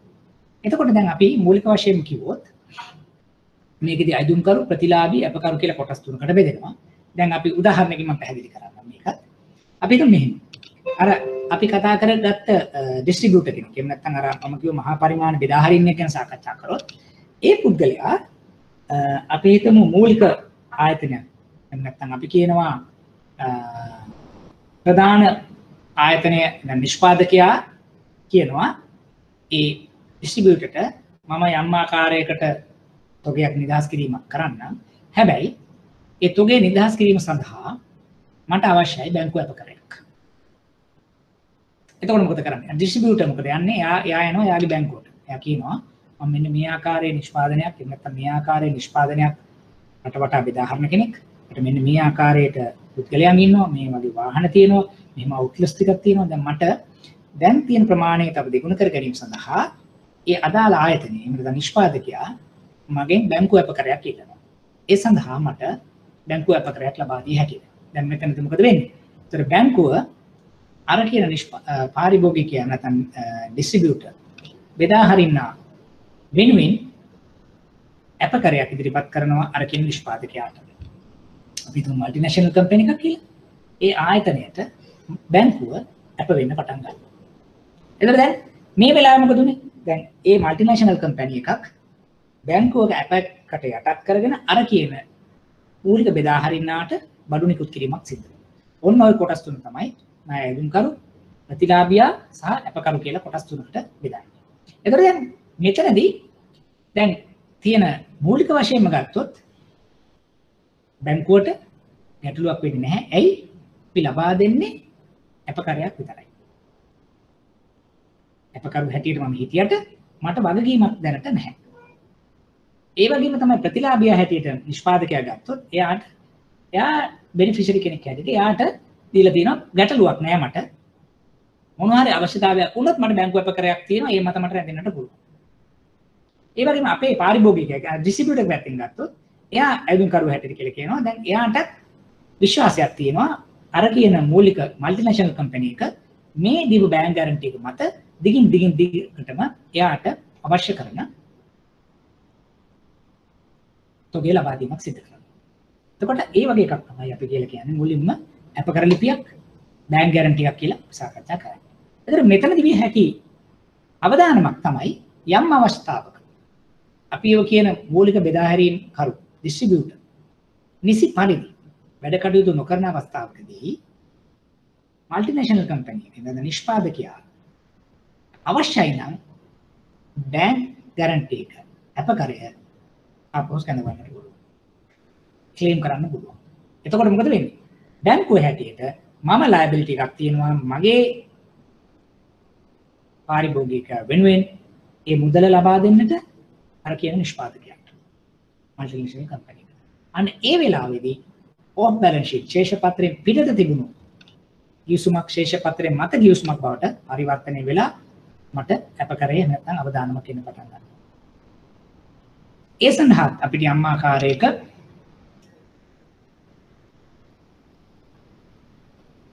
ගැටලුවක් එනවා නම් එහෙම නැත්නම් විසඳුමක් අවශ්‍යයි. ඒකෙදි සමහරවිට අපිට කියන්න පුළුවන් බැංකු ගැරන්ටියක් එහෙම නැත්නම් බැංකු අපකරයක් ලබා දීමේදී අපි ඒ සඳහා මුදල් සුරුකුමක් එහෙම නැත්නම් දේපල සුරුකුමක් අපිට සමහර ලබා ගන්න අවශ්‍යතාවයක් තියෙන්නට පුළුවන්. ඒකට දැන් මෙතනදී මේ සාකච්ඡා කරන්නේ ශේෂපත්‍රය මත නැති වුණත් ශේෂපත්‍රයෙන් පිටත වෙන දෙයක් වුණත් අපිට අවශ්‍ය වෙන්නට පුළුවන් පාරිභෝගිකයන්ගේ මූලික අවශ්‍යතාවයන් සම්පූර්ණ කර ගැනීමේදී. ඒතර ඒ නිසා අපි මේ ආකාරයේ නිෂ්පාදකයන් එහෙම නැත්නම් මූල්‍ය උපකරණ වෙළඳපළ තුල පාවිච්චි කරනවා එහෙම නැත්නම් අපේ බැංකුව තුල තියෙන විවිධ ණය ලිපිම් අතරදී සාකච්ඡා කරනවා. මේ හැම එකකම වාසිය අවාසි තියෙන්න පුළුවන්. ඒ වගේම අවශ්‍යතාවය අනුව අපිට ඒක තවදුරටත් සාකච්ඡා කරන්නට පුළුවන්. දැන් ඊට අමතරව තව චුට්ටක් ඉස්සරහට ගියොත් අපි මේ කියන බැංකුව අපකර නැත්නම් ලෙටර් ඔෆ් ගැරන්ටි එකට අමතරව තවත් දේවල් රේගු පිළිබඳ අපකර වෙන්න පුළුවන්, නාවික අපකර වෙන්න පුළුවන්. විවිධාකාරයේ අපකර අපිට දකින්නට ලැබෙනවා. මම පැහැදිලි කරන්නම්. අපි හිතමු මෙහෙම. දැන් බැංකුව අපකරයක් අර මම කිව්වාගේ ඕනම ගණදෙනුවක් සුරක්ෂිත කිරීම සඳහා පාවිච්චි කරන්න පුළුවන්. ඒදී අපි කොහොම මල්ටිනේෂනල් කම්පැනි එක, බැංකුව, ඩිස්ට්‍රිබියුටර්. ඒ තුන් දෙනා අතරදී එක ආකාරයක විසුමක් යනවා. ගිවිසුම් ප්‍රකාර කටයුතු කරන තාක් කල් බැංකුව අපකරයට මුකුත් වෙන්නේ නැහැ.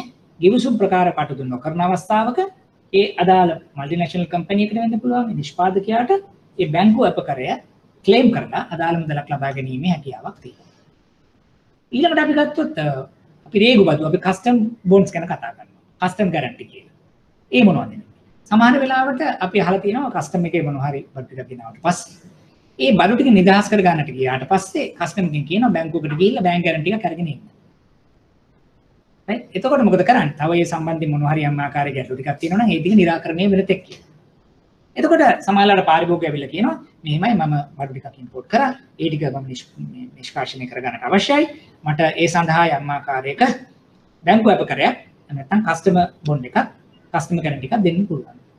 එතකොට අපි මොකද කරන්නේ? අපි සමහරලාවට ඒ බදු පිළිවීම වෙන්න පුළුවන්. එහා සම්බන්ධව කාරණා निराකරණය වෙන තෙක් බැංකුව අදාළ පාරිභෝගිකයා වෙනුවෙන් යම් ආකාරයක අපේ කස්ටමර් ගැරන්ටි එකක් කස්ටමර් බොන්ඩ් එකක් හැටියට අපි ලබා දීමක් සිදු කරනවා. ඒ වගේම තමයි අපි ඔය shipping guarantee එක නාවික ඇප් එක කරා. ඒකත් හුඟක් වෙලාවට අපි අහලා ඇති. සමහරවිට අපි යම් ආකාරයක නිෂ්පාදකයක් එහෙම නැත්නම් අපි පිටරටකින් ආනයනය කරලා ඒක ආනයනය කරලා ඉවර වෙලා අපි බලාගෙන ඉන්නකොට ඒ බරු ටික ලංකාවට එන විදිහට සමහර වෙලාවට අවශ්‍ය කරන නිෂ්පාදිතය නැවහරහා වරායට පිවිසලා තියෙන අවස්ථාවක්. හැබැයි ඒ ටික නිදහස් කර ගැනීම සඳහා අවශ්‍ය කරන ණයවර ලිපි හා සම්බන්ධ වෙච්ච විස්තර පත්‍රිකාවන් අපිට ලැබිලා නැති වෙන්නත් පුළුවන් බැංකු මාර්ගය හරහා. එතකොට අපිට කරන්නට සිද්ධ වෙනවා ඒ අදාළ කියන පත්‍රිකාවන් අනුමත දේවල් ලැබෙනකන් අපි ගැරන්ටි එකක් මේ අදාළ පාරිභෝගිකයා වෙනුවෙන් නාවික අපකරයක් ඒ අවශ්‍ය කරන භාණ්ඩ ගෙනාපු නැව එහෙම නැත්නම් ඒ සම්බන්ධ නාවික ආයතනය සඳහා අපි නිකුත් කරනවා. ඒක නිකුත් කරාට පස්සේ එතකොට අපිට ඉම්පෝර්ට් කරලා එහෙම නැත්නම් ආනයනය කරලා ගෙනාපු භාණ්ඩ අදාළ පාරිභෝගිකයා වෙනුවෙන් නිදහස් කරනවා. එහෙම නැත්නම් අපි කියනවා ඩෙමරේජ් කියවන්න වෙනවා. මොකද දවසක් තියෙන දවස් ප්‍රමාණයක් අපිට ඒ ප්‍රමාණය ගෙවන්නට සිද්ධ වෙනවා. ඒතර ඒක අවම කර ගැනීම සඳහා අපි නාවික අපකරයක් හැටියට නිකුත් කිරීමක් සිදු කරන්න පුළුවන් බැංකුවෙන් දාලා කාල සීමාවකට යටත් කරනවා. දැන් මේ දේ වුණත් අපිට සමහර වෙලාවට අපි සාකච්ඡා කරනවා ඇයි මේ අපකර කොහොමද කාර්ක ප්‍රාග්ධන අවශ්‍යතාවයක් වෙන්නේ? ඒක කාර්ක ප්‍රාග්ධන අවශ්‍යතාවයක් වෙනවා. ඇයි ඒ? දැන් අර මම ඉස්සෙල්ලා පැහැදිලි කරා වගේ සමහර වෙලාවට මේ කාල සීමාව තුළ ඒ අදාළ ආකාරයේ අපකරයක් බඳුන් කරයක් ලබා නොදුන්නොත් ඒ සඳහා යම් මුදලක් කාර්ක ප්‍රාග්ධනයේ තුලින් එයාට විඳන් කරන්න සිද්ධ වෙනවා. ඒක වළක්වා ගැනීමේ එකක් තමයි අපි මේ සාකච්ඡා කරේ බැංකු අපකරයක් එහෙම නැත්නම් නාවික අපකරයක් එහෙම නැත්නම් කස්ටමර් බොන්ඩ් එකක් හැටියට අපි සාකච්ඡා කරන්න පටන් ගත්තා. එතකොට ව්‍යාපාරිකයෙකු තුළ තියෙන කාර්ක ප්‍රාග්ධන අවශ්‍යතාවයන් සම්පූර්ණ කර ගැනීම සඳහා වූ විවිධ ආකාරයේ ශේෂ පත්‍රයෙන් මත සහ ශේෂ පත්‍රයෙන් පිටත තියෙන උපකරණ ගැන තමයි අපි මේ සාකච්ඡා කරමින් සිටින්නේ. අපි තව චුට්ටක් ඉස්සරහට ගියොත් ඊට අමතරව අපිට දකින්න හම් වෙන දෙයක් තමයි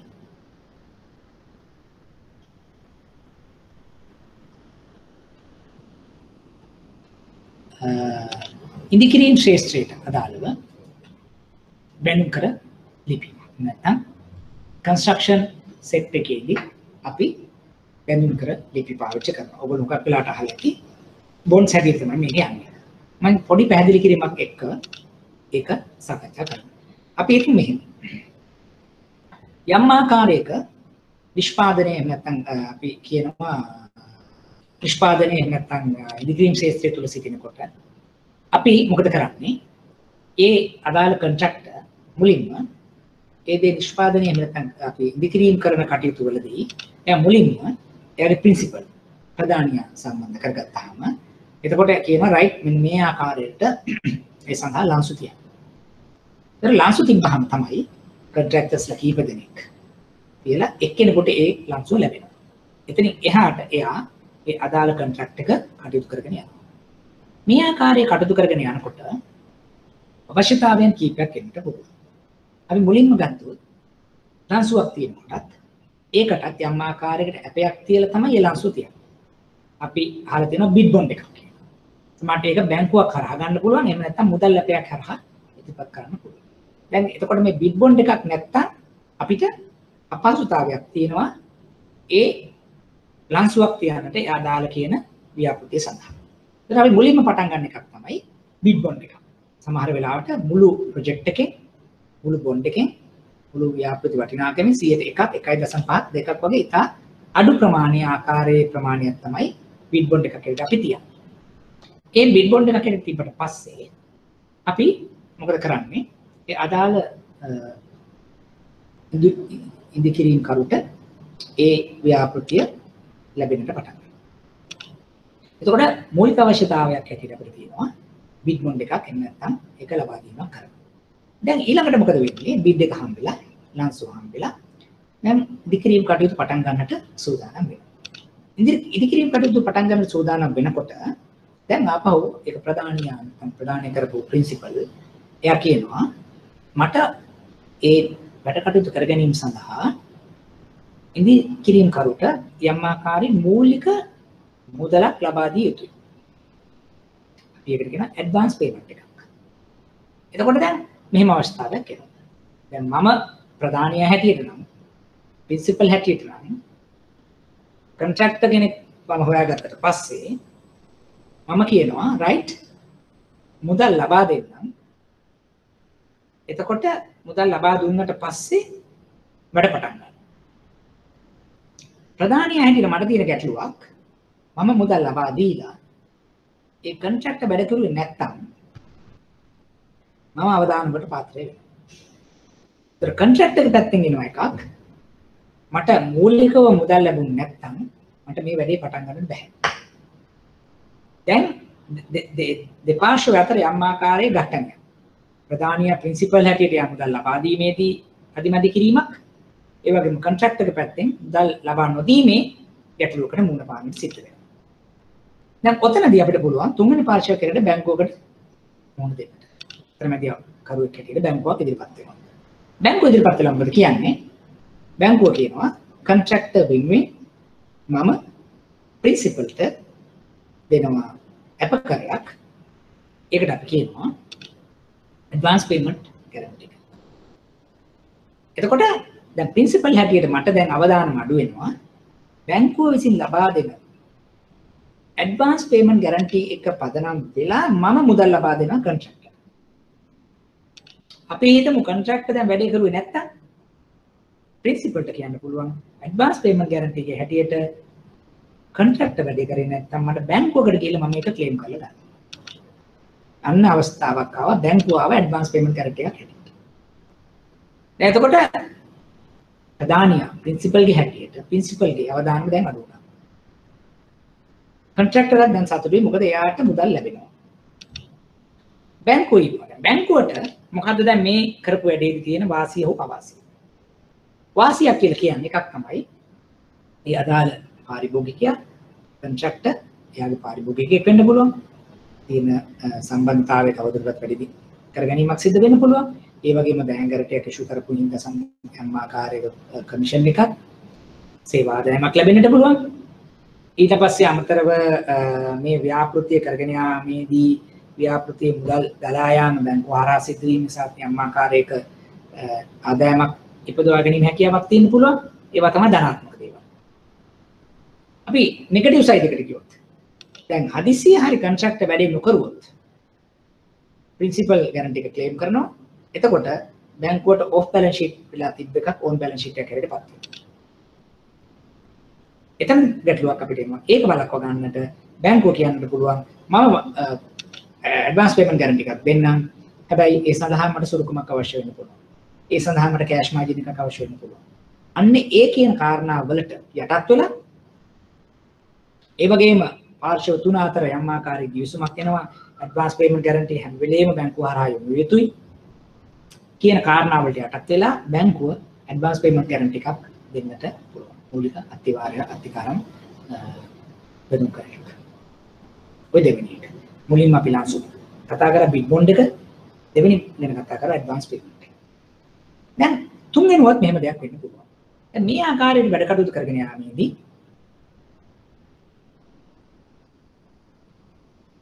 දැන් ප්‍රශ්නයක් වෙනවා. දැන් ප්‍රින්සිපල් කල්පනා කරනවා දැන් මේ ආකාරයේ වැඩ ටික නැත්නම් ප්‍රධානියා හැටියට වැඩ ටික කරගෙන ගිහිල්ලා වැඩේ ඉවර වුණාට පස්සේ යම් ආකාරයක මෙහෙම අවදානමක් ආවොත් මෙයාගේ කොහොමද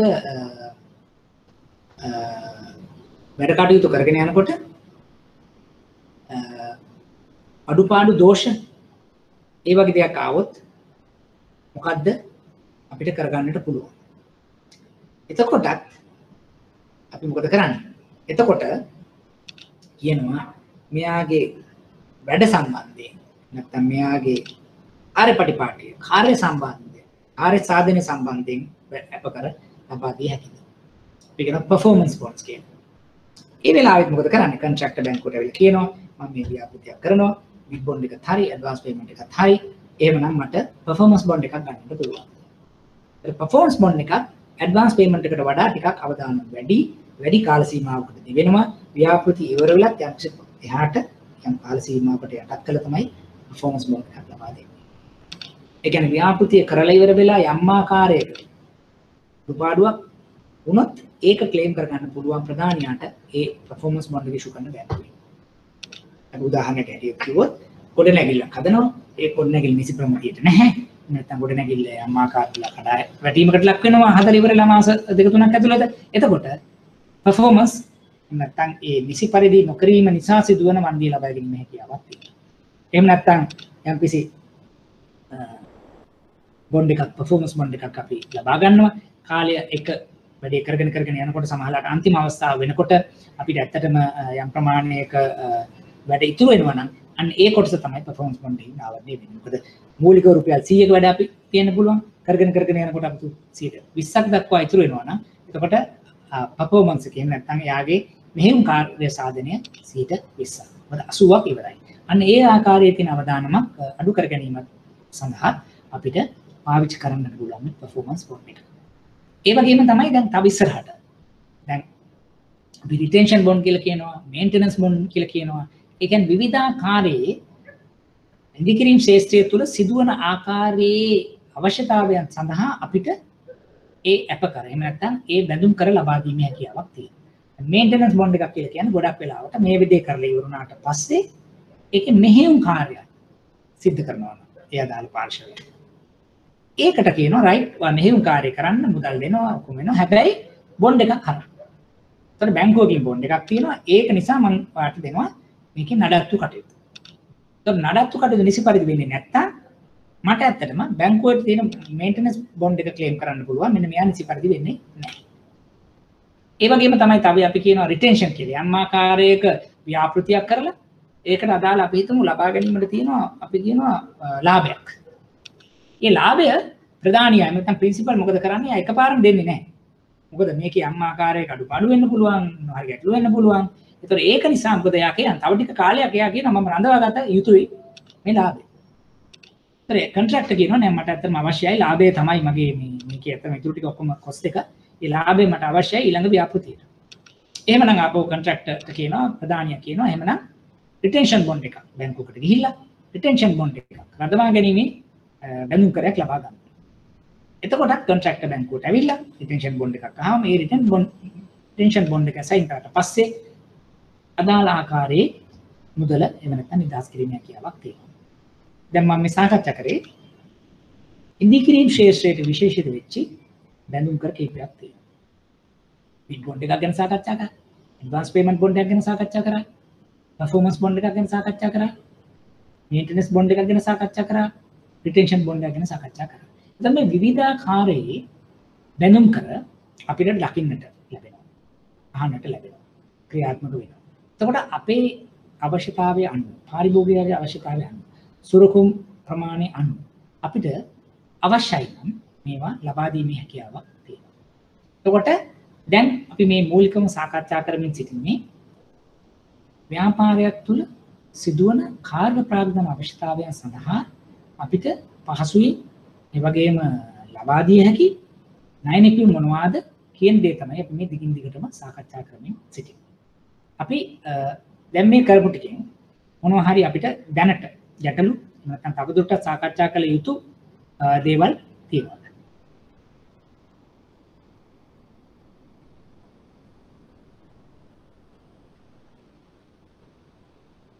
අපිට ඒ අනුව ඉදිරියට යන්නට පුළුවන්.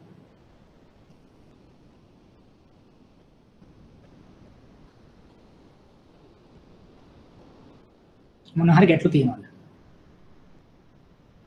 මූලික වශයෙන්ම සමහර වෙලාවට දැන් මේවා ගොඩාක් සංකීර්ණ නොවෙන්නට පුළුවන්. මොකද අපි එදිනදා සාමාන්‍යයෙන් දකින එහෙන අපි ක්‍රියාත්මක කරන ණය නිපීම් වෙන්න පුළුවන්.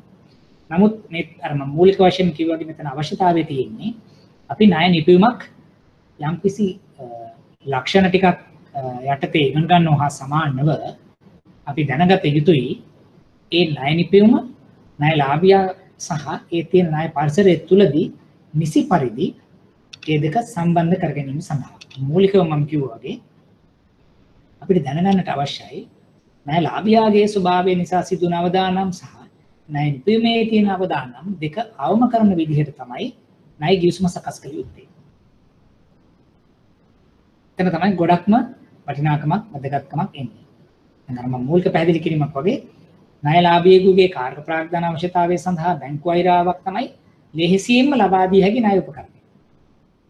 හැබැයි දැන් මේ අපි සාකච්ඡා කරනකොට ඔයගලන්ට පැහැදිලි වෙනවා ඇති බැංකු අයිරාවක් කියන දේ ඉතාම පහසුවෙන් ණයලාභියෙකුගේ තුග කළමනාකරණය නැත්නම් තුගේ මූල්‍යකරණයට හෝ ණයගැතියන් මූල්‍යකරණය සඳහා යොදාගත නොහැකි බව.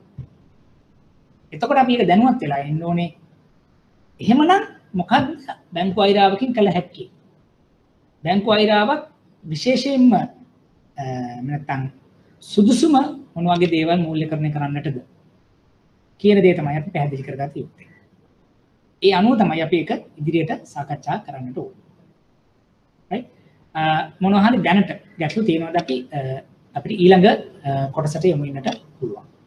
තවදුරටත් ඉදිරි ණය නිපැයුම් සාකච්ඡා කරමින් ඉදිරියට යන්න හැකියාවක් තියෙනවා. තවදුරටත් පැහැදිලි කරගැනීමේ අවශ්‍යතාවය එහෙම නැත්නම් ඔයගොල්ලන්ගේ යෝජනා එහෙම නැත්නම් තේරුම් නැති කොටස් මොනවා හරි තියෙනවද?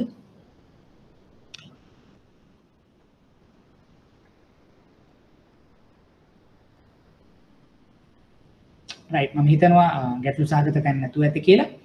එහෙම මොනවා හරි තියෙනවා නම් අපිට ඉදිරියට සාකච්ඡා කරන්නත් පුළුවන්. ඒ වගේම ඊළඟ සතිය වුණත් අපිට මේ සම්බන්ධයෙන් මොනවා හරි දෙයක් තියෙනවා නම් දැනුවත් කරන්න අපි ඒක එතකොට මුලින්ම සාකච්ඡා කරලා අපිට ඊළඟ කොටස් වලට යමු වෙනට පුළුවන්. අපි එහෙමනම් ඊළඟ කොටසට යමු. තව ඉදිරියට අපි ගමන් කරොත් මෙතනදී ඊළඟට මේ කාර්ක ප්‍රාග්ධන අවශ්‍යතා සඳහාම තමයි ලබා දී හැකි තවත් ණය උපකරණ කීපයක් අපි සාකච්ඡා කරමු. මෙතනදී මූලික වශයෙන්ම ණයවර ලිපි. මොකද්ද මේ ණයවර ලිපි කියන එක? දැන් අපි සාමාන්‍යයෙන් ගොඩක් වෙලාවට ඔයගලන්ට පැහැදිලි වෙයි. ණයවර ලිපියක් ගැන අපි සාකච්ඡා කරොත් අපි කියනවා letter of credit එකක්. LC එකක් කියලා අපි පැහැදිලි කරනවා. මොකද්ද මේ LC එකකින් කරන්නේ? අපි මූලිකවම අපි සාකච්ඡා කරොත් ණයවර ලිපියකට එනකොට අපිට තියෙනවා මෙහෙම. අපි පැහැදිලි කරගමු. ඇයි මේ ණයවර ලිපියක්? මෙතෙන්ට එන්න කලින් මම පොඩි පැහැදිලි කිරීමක් කරගෙන ඉන්නම්. සාමාන්‍යයෙන් අපි ව්‍යාපාරිකයෝ හැටියට ඒ ව්‍යාපාරිකයන්ට ව්‍යාපාර කටයුතු කරගෙන යන අවස්ථාවකදී අවශ්‍යතාවයක් තියෙන්නට පුළුවන්. එකක් තමාගේ නිෂ්පාදිතය පිටරටකට යවීම. හේතුව දේශීය වශයෙන් අදාළ පාරිභෝගිකයන් ප්‍රමාණය මදි වෙන්නට පුළුවන්. එහෙම නැත්නම් තමාගේ නිෂ්පාදිතය සඳහා වැඩි වටිනාකමක් ලබා ගැනීම සඳහා විදේශ වෙළඳපළවල් සඳහා යොමු වීමේ අවශ්‍යතාවය තියෙන පුළුවන් එකක්. ඒ ඇවිල්ලා නිෂ්පාදකයාගේ පැත්තෙන්. ඒ වගේ පාරිභෝගිකයාගේ පැත්තෙන් ගත්තොත් සමහර වෙලාවට අපිට අවශ්‍ය කරන සමහර දේවල් දේශීය වෙළඳපොළ නැති නිසා අපිට විදේශ වලින් ආනයනය කර ගැනීමේ අවශ්‍යතාවයක් තියෙනවා. ඊට අමතරව දේශීය වශයෙන් යම්කිසි නිෂ්පාදනයක් කරන යම්කිසි නිෂ්පාදකයෝ ඒගොල්ලන්ගේ කාර්ය ප්‍රාග්ධනය සඳහා දේශීය වශයෙන් ලබා ගැනීම කරන වගේම විදේශීය වෙළඳපොළ වලින් යම්කිසි දෙයක් ආනයනය කර ගැනීමේ අවශ්‍යතාවයක් තියෙන්නට පුළුවන්. එතකොට ඔය ගන්න කාරණා ටික සාකච්ඡා කිරීමේදී අපිට පේන දකින්න කාරණයක් තමයි විදේශ වෙළඳපළවල් වලින් යම්කිසි දෙයක් මෙහෙට ගේනකොට සහ මෙහි යම්කිසි දෙයක් විදේශ වෙළඳපළවල් වලට යොමු කිරීමේදී අපි කොහොමද මේ කියන මුදල් එහෙම නැත්නම් අපි මේ කොහොමද මේ ගණදරු සම්පූර්ණ කරන්නේ කියන දේ අපි ඔළුවට එන්න ඕනේ. මම කාරණා කීපයක් පැහැදිලි කරගෙන ඉදිරියට යන්න. අපි මෙහෙම හිතමු. උදාහරණයක් හැටියට අපි හිතමු ජපානයේ නිෂ්පාදකයෙක් ඉන්නවා. එයා අපි හිතමු යම්කිසි වාහන නිෂ්පාදනය කරලා විකුණනවා. දැන් මෙහි වාහන ඇනුම් කරුවෙක් එහෙම නැත්නම් අපි පුද්ගලිකව අපිට වාහනයක් අවශ්‍යයි.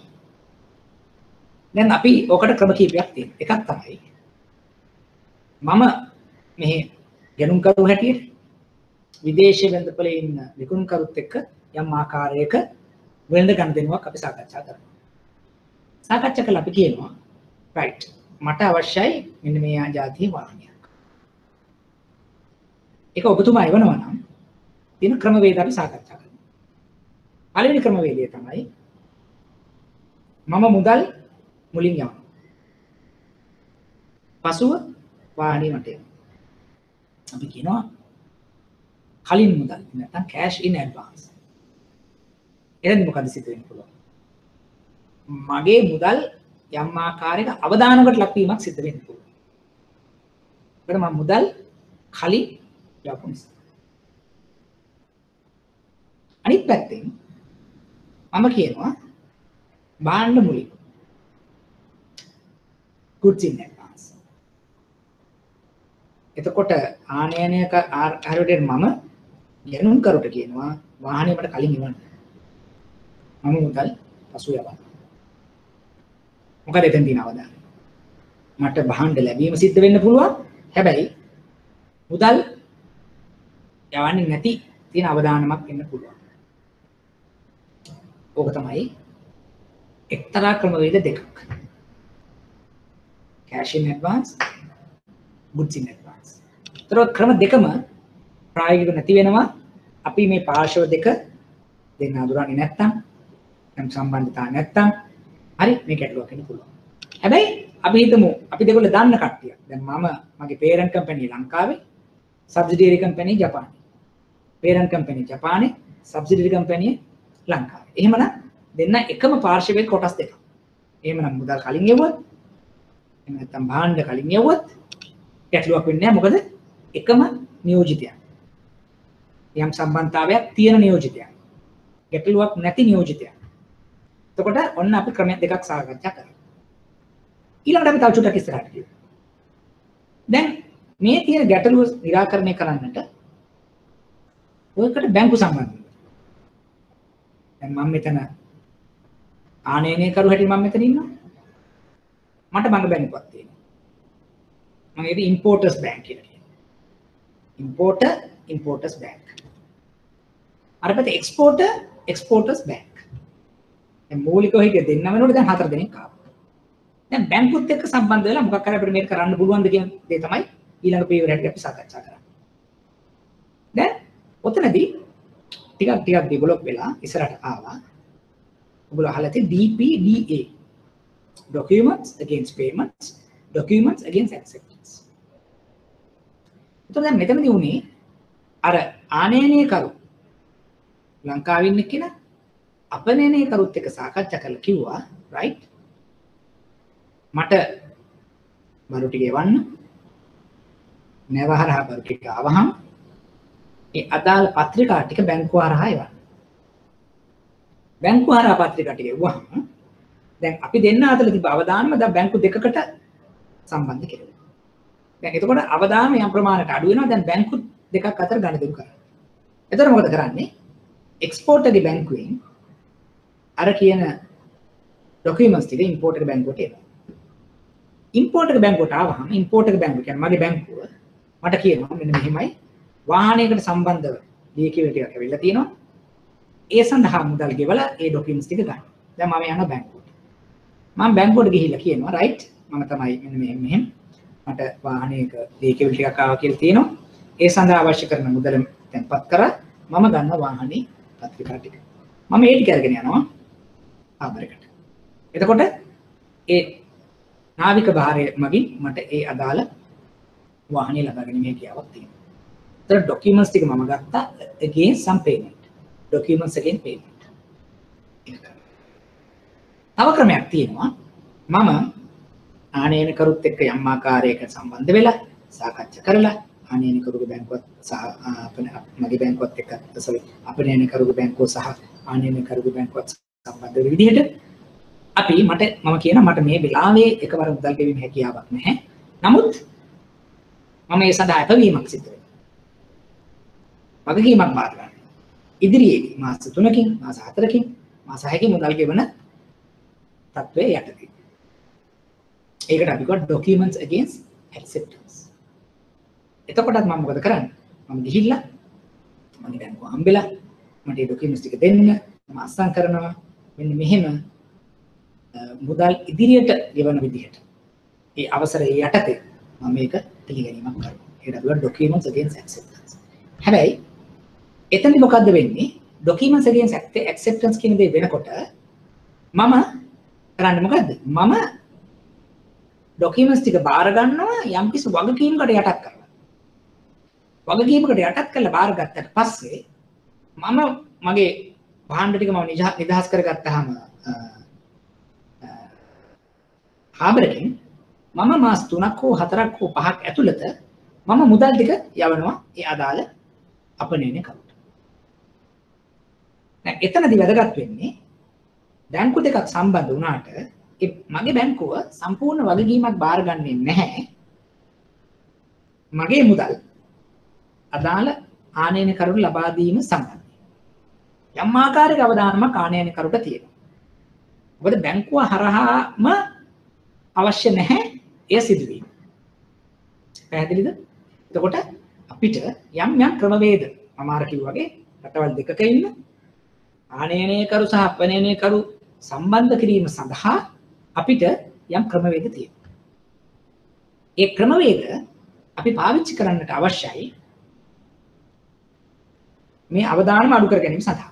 මුලින්ම cash in advance කිව්වා, good in advance කිව්වා. ඒ දෙකම එච්චර හොඳ නැති නිසා අපි documents against payments, documents against acceptance කියන තත්ත්වයට ගියා. හැබැයි දැන් එතනිනුත් එහාට කල්පනා කරන්න පටන් ගත්තා අපිට තවත් සුදුසු ක්‍රියාමාර්ග මීට වඩා පිළිගත හැකි ක්‍රියාමාර්ග තියෙනවද මේ ආකාරයේ ගණිතෙම සිද්ධ කරන්නට. ඒක තමයි අපි සාකච්ඡා කරන්නේ ණයවර ලිපියක් හරහා. letter of credit එක හරහා. එතනදී සිද්ධ වෙන්නේ කොහොමද? එතනදී සියලුම දේවල් බැංකු හරහා සිද්ධ වෙනවා. වගකීම් බැංකු ලබා ගන්නවා. හැබැයි සියලුම දේවල් සිද්ධ වෙන්නේ ඩොකියුමන්ට්ස් වලට, පත්‍රිකා වලට, ලේඛන වලට. මුදල් හුමාරුවක් වීමක් සිද්ධ වෙන්නේ නැහැ. කොහොමද වෙන්නේ? අර කියන පාර්ශ්වම ටික තමයි මුලින්ම ආනයනය කරු, අපනයනය කරු සමග යම් ආකාරයක වෙළඳ කිවිසුමකට යටත් කරගෙන මෙන්න මේ ආකාරයේ නිර්ණායකවට යටත් කරලා මට යම් ආකාරයක නිෂ්පාදනයක් ලබා ගන්න යුතුයි. ඒ කියන්නේ අර කියන විදිහට වාහනයක් මම ඇනුම් කරනවා. එතන මම මොකද කරන්නේ? ඒ තියෙන කමර්ෂල් ඇග්‍රීමන්ට් එකට කමර්ෂල් ඉන්වොයිස් එක බේස් කරලා මම ණයවර ලිපියක් පටන් ගන්නවා. මගේ බැංකුව හරහා. එතකොට ඒකේ මම මූලික විස්තර ටික දෙනවා. මෙන්න මේ කියන කාර්ය හරහා මම ණයවර ලිපියක් letter of credit එකක් ඕපන් කරන්න අවශ්‍යයි. මගේ කමර්ෂල් ඉන්වොයිස් එකේ හැටියට මෙන්න මේ ටික තමයි මට අවශ්‍ය වෙන්නේ. එතකොට මොකද කරන්නේ? මගේ බැංකුව ඉම්පෝර්ට් එකේ බැංකුව එක්ස්පෝර්ට් එකේ බැංකුවට කියනවා මෙන්න මෙහෙමයි මෙන්න මේ ආකාරයේ රික්වයර්මන්ට් එකක් තියෙනවා මෙන්න මේක තමයි ණයවර ලිපිය. ඒ ආකාරයේ ණයවර ලිපියක් සහිතව අදාළ නිෂ්පාදනය කොහින් නිෂ්පාදනය කරලා මෙහෙට එවන්න. ඒතර ඒ ටික ඇග්‍රී වුණාට පස්සේ මොකද කරන්නේ? දැන් අර පැත්තේ එක්ස්පෝර්ට් ජපානයේ ඉන්න වාහන නිෂ්පාදකයා එයා කමර්ෂල් ඉන්වොයිස් එකේ හැටියට කොන්ට්‍රැක්ට් එකේ හැටියට ඒ නිෂ්පාදනය කරලා අර කියන ණයවර ලිපියේ තියෙන සියලුම ප්‍රතිපාටියන්ට අනුව නිෂ්පාදනය කරපු දේ එයා මොකද කරන්නේ? එයා ඒක නැවට අපි හිතමු ජපානින් නැවකට නිකුත් කරනවා. නිකුත් කරාට පස්සේ ඒ නැව අයිති නැත්නම් ඒ නාවික ආයතනයේ මගින් ලබා දෙනවා නිසි පරිදි ඒ අදාළ භාණ්ඩය එහෙම නැත්නම් නිෂ්පාදිතී බාරගත් බවට. දැන් මොකද වෙන්නේ? එතකොට අපනයනය කරුගේ බැංකුවට ගිහිල්ලා කියනවා මෙහෙමයි කමර්ෂල් ඉන්වොයිස් එකක් තිබුණා. ඒකට සම්බන්ධ වෙච්චි ණයවර ලිපියක් තිබ්බා. ඒ ණයවර ලිපියට සම්බන්ධ නිෂ්පාදනයක් කරලා ඒ නිෂ්පාදනය නැවගත කරාට පස්සේ නැවගත කර ලැබුණු ලේඛන ටික ලබා දුන්නා. පස්සේ අපනයනය කරුගේ බැංකුවෙන් අපනයනය කරුට අවශ්‍ය කරන මුදල ලබා දෙනවා. දැන් එයාගේ අවදානමක් නැති තරම්. මොකද නිෂ්පාදනයක් කරා නිෂ්පාදනය නැවගත කරපු ලේඛන අරගෙන ගිහිල්ලා අවශ්‍ය කරන මුදල් ලබා ගත්තා. දැන් අපනයනය කරු ඒ කියන සිද්ධියෙන් එයා එළියට ගියා. දැන් මොකද කරන්නේ? අපනයනකරුගේ බැංකුව. එයා මොකද කරන්නේ? අර කියන ලේඛන ආනයනකරුගේ බැංකුවට ලබා දෙනවා. ඒ ලැබුණු විගස ආනයනකරුගේ බැංකුව අපනයනකරුගේ බැංකුවට අවශ්‍ය මුදල් ටික ලබා දෙනවා. ඩොකියුමන්ට්ස් එකක් එනවා. එතකොට ඩොකියුමන්ට්ස් වලට සම්බන්ධ වෙනකොට අරගේ පේමන්ට් එකක් ඉවර කරනවා. ඊළඟට දැන් අපනයනකරුගේ බැංකුව සහ අපනයනකරු හැටියට මම. මොකද කරන්නේ? මම ගිහිල්ලා බැංකුවට ගිහිල්ලා කියනවා මගේ ණයවර ලිපිය සම්බන්ධ ඩොකියුමන්ට්ස් ලැබුණාද? එහෙම ලැබුණා නම් ඒ ඩොකියුමන්ට්ස් ටික මට දෙන්න. ඒ සඳහා මම මුදල් ලබා ගැනීමක් මෙතෙන්ට කරනවා. දැන් මං ගාව තියෙනවා කමර්ෂල් ඉන්වොයිස් එකක් සහ ඒකට සම්බන්ධ වෙච්ච ණයවර ලිපියකට සම්බන්ධ වෙච්ච ලේඛන ටික. එතකොට මම ඒ ලේඛන අරගෙන යනවා ලංකාවේ ආවේකට. එතකොට නැවගත නැත්නම් ඒ නාවික ආයතනය අවශ්‍ය කරන වාහනය ලබා දෙනවා. ගෙනල්ලා මම ඩොකියුමන්ට්ස් ටික දුන්නාට පස්සේ වාහනය ලබා ගන්න පුළුවන්. ඕක තමයි ඊටාම කෙටියෙන් පැහැදිලි කරොත් ණයවර ලිපියක එහෙම නැත්නම් letter of credit එකක arrangement එක කියලා කියන්නේ. දැන් මේක තමයි දැනට දියුණුම ක්‍රමවේදය හැටියට සාකච්ඡා කරන්නේ. මොකද මෙතනදී කිසිම ආකාරයක ගැටුම්කාරී තත්ත්වයක් එහෙම නැත්නම් අපේ දෙගොල්ල අතර යම් ආකාරයේ මතභේදාත්මක තත්ත්වයක් සිද්ධ වෙන්නේ නැහැ. සියලුම දේවල් ලේඛනගත වෙලා නැත්නම් පත්‍රිකා ඒ සියලුම දේවල් පත්‍රිකාවේ තියෙනවා නම් එහෙමනම් අපිට මේ කියන ක්‍රමවේදය කළ හැකියි. මූලිකවම අපි සාකච්ඡා කරා cash in advance, good in advance ඒ එකක්වත් මේ සම්බන්ධයෙන් වලට මෙච්චර පරිණත වුණේ නැහැ. මෙතනදි සිද්ධ වුණේ පැහැදිලිවම බැංකු දෙකක් පුද්ගලයෝ දෙන්නෙක් එහෙම නැත්නම් නාවික ආයතනයක් සම්බන්ධ වෙලා ගණදෙනුවක් කරා. ඒ හැම ගණදෙනුවක්ම සම්බන්ධ වෙන්නේ අර කියන නෛතික එහෙම නැත්නම් නීත්‍යානුකූල යටත් වෙච්චි යම්කිසි ලේඛන ටිකකට යටත් කරලා. එතකොට මම පැහැදිලි කරේ ණයවර ලිපියක් අපි කොයි ආකාරයකද සම්බන්ධ වෙන්නේ? එහෙම සම්බන්ධ වුණාට පස්සේ කොහොමද ඒක තවදුරටත් දැනට තියෙන නැත්නම් දැනට තිබුණ නැත්නම් දැනට පාවිච්චි කරන සමහර ක්‍රමවේද වලට වඩා අපි ඉහළින් සිටින්නේ කොහොමද කියන එක තමයි පැහැදිලි කරේ. එතකොට තවදුරටත් අපි ඒක ඉදිරියට එන සතියේ සාකච්ඡා කරන්න බලාපොරොත්තු වෙමු. ඊට අමතරව මම මූලිකව පැහැදිලි කිරීමක් කරොත් අපි දැනට මූලික වශයෙන්ම සාකච්ඡා කරමින් ඉන්නේ ණය කළමනාකරණය කියන පරිච්ඡේදයේ පළවෙනි කොටස් 1 2 කියන ප්‍රමාණය අපි දැනට රැඳිලා සිටිනවා. එතකොට අපි මේ දක්වා සාකච්ඡා කරා මූලික වශයෙන්ම ණය කියන්නේ මොනවද? අත්තිකාරම් කියන්නේ මොකක්ද? ණය කළමනාකරණය කියන්නේ මොකක්ද කියන දේ මූලිකවම අදහසක් ගත්තා. ඊළඟට සාමාන්‍යයෙන් ණය වැදගත් වෙන්නේ ඇයි? නැත්තම් බැංකුවකට කොහොමද අරමුදල් ගලා යාමක් එන්නේ? නැත්නම් අරමුදල් පසු ගලා යාමක් සිද්ධ වෙන්නේ කොහොමද? ඒ වගේම ණය ලබා දෙන ශේෂ්ත්‍ර මොනවාද? ණය කරුවන් කවුද කියන දේ අපි සාකච්ඡා කරා. ඊළඟට අපිට සාකච්ඡා කරන්න සිද්ධ වුණා ණය නිපියුම්. ණය නිපියුම් දීර්ඝව සාකච්ඡා කිරීමට ප්‍රථමව අපි සාකච්ඡා කරන්න පටන් ගත්තා ඉතා ඉහළ මට්ටමේ වර්ගීකරණයකට කාලය අනුව වෙන්න පුළුවන්. නැත්නම් භාවිතාව අනුව වෙන්න පුළුවන්. එහෙම නැත්නම් විශේෂිත අරමුණු වෙනුවෙන් වෙන්න පුළුවන්. ඒ ආකාරයේ කොටස් 8කට කඩලා අපි ණය නිපියුම් හඳුනා ගැනීමක් කරා. ඊට පස්සේ අපි අද පටන් ගත්තා විවිධ ණය නිපියුම් දීර්ඝව සාකච්ඡා කරන්න. එතෙන්දී අපි සාකච්ඡා කරා කාර්ග ප්‍රාග්ධනය සම්බන්ධ, ඒ වගේම ශේෂපත්‍රයේ මත, ශේෂපත්‍රයේ පිටත, අන්තර්ජාතික වෙද්දාම හා සම්බන්ධ වෙන ආකාරයේ ණය නිපියුම් දක්වා අපි යමු වුණා. එතකොට දැන් අපිට ඉදිරියේදී අපිට සාකච්ඡා කරන්නට පුළුවන් තවදුරටත් කෙටි කාලින දිගු කාලින ණය නිපියුම් මොනවාද? එනිසා විශේෂිත ණය වර්ග මොනවාද කියන දේ සාකච්ඡා කරන ගමන්ම අපිට මේ පළවෙනි පරිච්ඡේදය අවසන් කරන්නට පුළුවන් ණය සුරුකුම් පිළිබඳ සාකච්ඡා කිරීමකින් පසුව. මම මුලින්ම කිව්වා වගේ දැන් මේ පරිච්ඡේදය පළවෙනි පරිච්ඡේදය සම්බන්ධයෙන් ඒ සඳහා මම සකස් කරලා තියෙන අමතර කියවීමේ පත්‍රිකාවන් ලේඛන මේ සතිය ඇතුළතදී ඔබ වෙත ලැබෙනට කටයුතු සලසන්න. ඒතර ඒවත් අමතරව අපි අමතර දැනුමක් ලබා ගැනීම සඳහා අපි පාවිච්චි කරන්නට බලාපොරොත්තු වෙමු. ඒ වගේම තමයි දැන් මේ පළවෙනි පරිච්ඡේදය ඉවර වෙනකොට අපි මූලිකවම අපේ ණය කළමනාකරණයේ පිලර්ස් තුනක් ගැන සාකච්ඡා කරනවා. එකක් තමයි මේ පැත්තේ ඉන්නවා පාරිභෝගිකයා ණයලාභී. මේ පැත්තේ අපිට ඉන්නවා ණය නිපියුම්. එතකොට මේ පාරිභෝගිකයන් වෙනම ඉන්නවා, ණය නිපියුම් වෙනම තියෙනවා. මේ දෙක සම්බන්ධ කර ගැනීම සඳහා අතරමැදි විචල්්‍ය හැටියට ණය සුරුකම් අපි සාකච්ඡා කරනවා. එතකොට පාරිභෝගිකයන් නැත්නම් ණයලාභී, ණය නිපියුම්, ණය සුරුකම් මේ තුන අපි වෙන වෙන වශයෙන් සාකච්ඡා කිරීම තමයි මේ පළවෙනි පරිච්ඡේදය තුල සිදු කරන්නේ.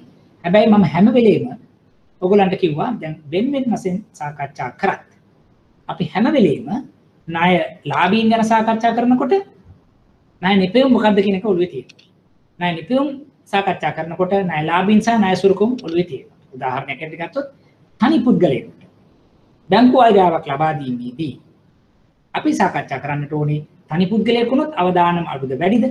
පුද්ගලයේ වයස, පළපුරුද්ද, මූල්‍ය ප්‍රවාහ, ඒ අනුව අවදානම් අඩු වැඩි වීමක් සිදු වෙනවා. බැංකු අයදාවක් තනියම ගත්තාම යම් අවදානමක් තියෙනවා. තනි පුද්ගලයෙක් අවදානම් වැඩි පුද්ගලයෙකුට බැංකු අයදාවක් සම්බන්ධ කරොත් ඊට වඩා වැඩි අවදානමක් ඒකට හැකියාව තියෙනවා.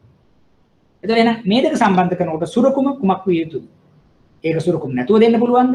දීපල සුරුකුමක් දෙන්න පුළුවන්ද? මුදල් සුරුකුමක් දෙන්න පුළුවන්.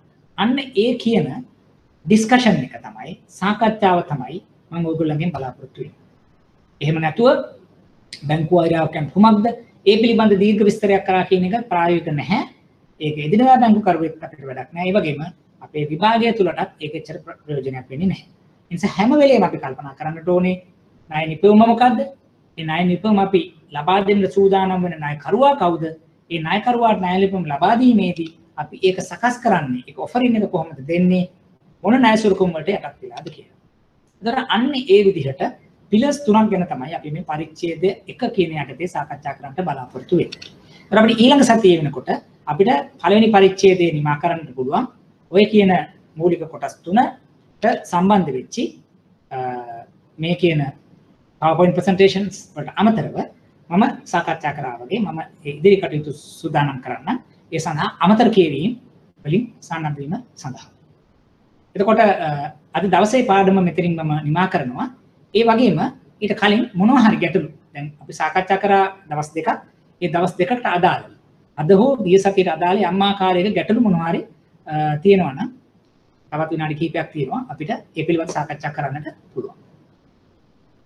මොනවා හරි යෝජනා එහෙම නැත්නම් තවදුරටත් පැහැදිලි කර ගැනීම එහෙම නැත්නම් විෂය යම් ආකාරයක තවදුරටත් වෙනස් ආකාරයේ පැහැදිලි කිරීම හැටියට යෝජනා තියෙනවා නම් සඳහන් කරන්න කියලා මම ඉල්ලනවා.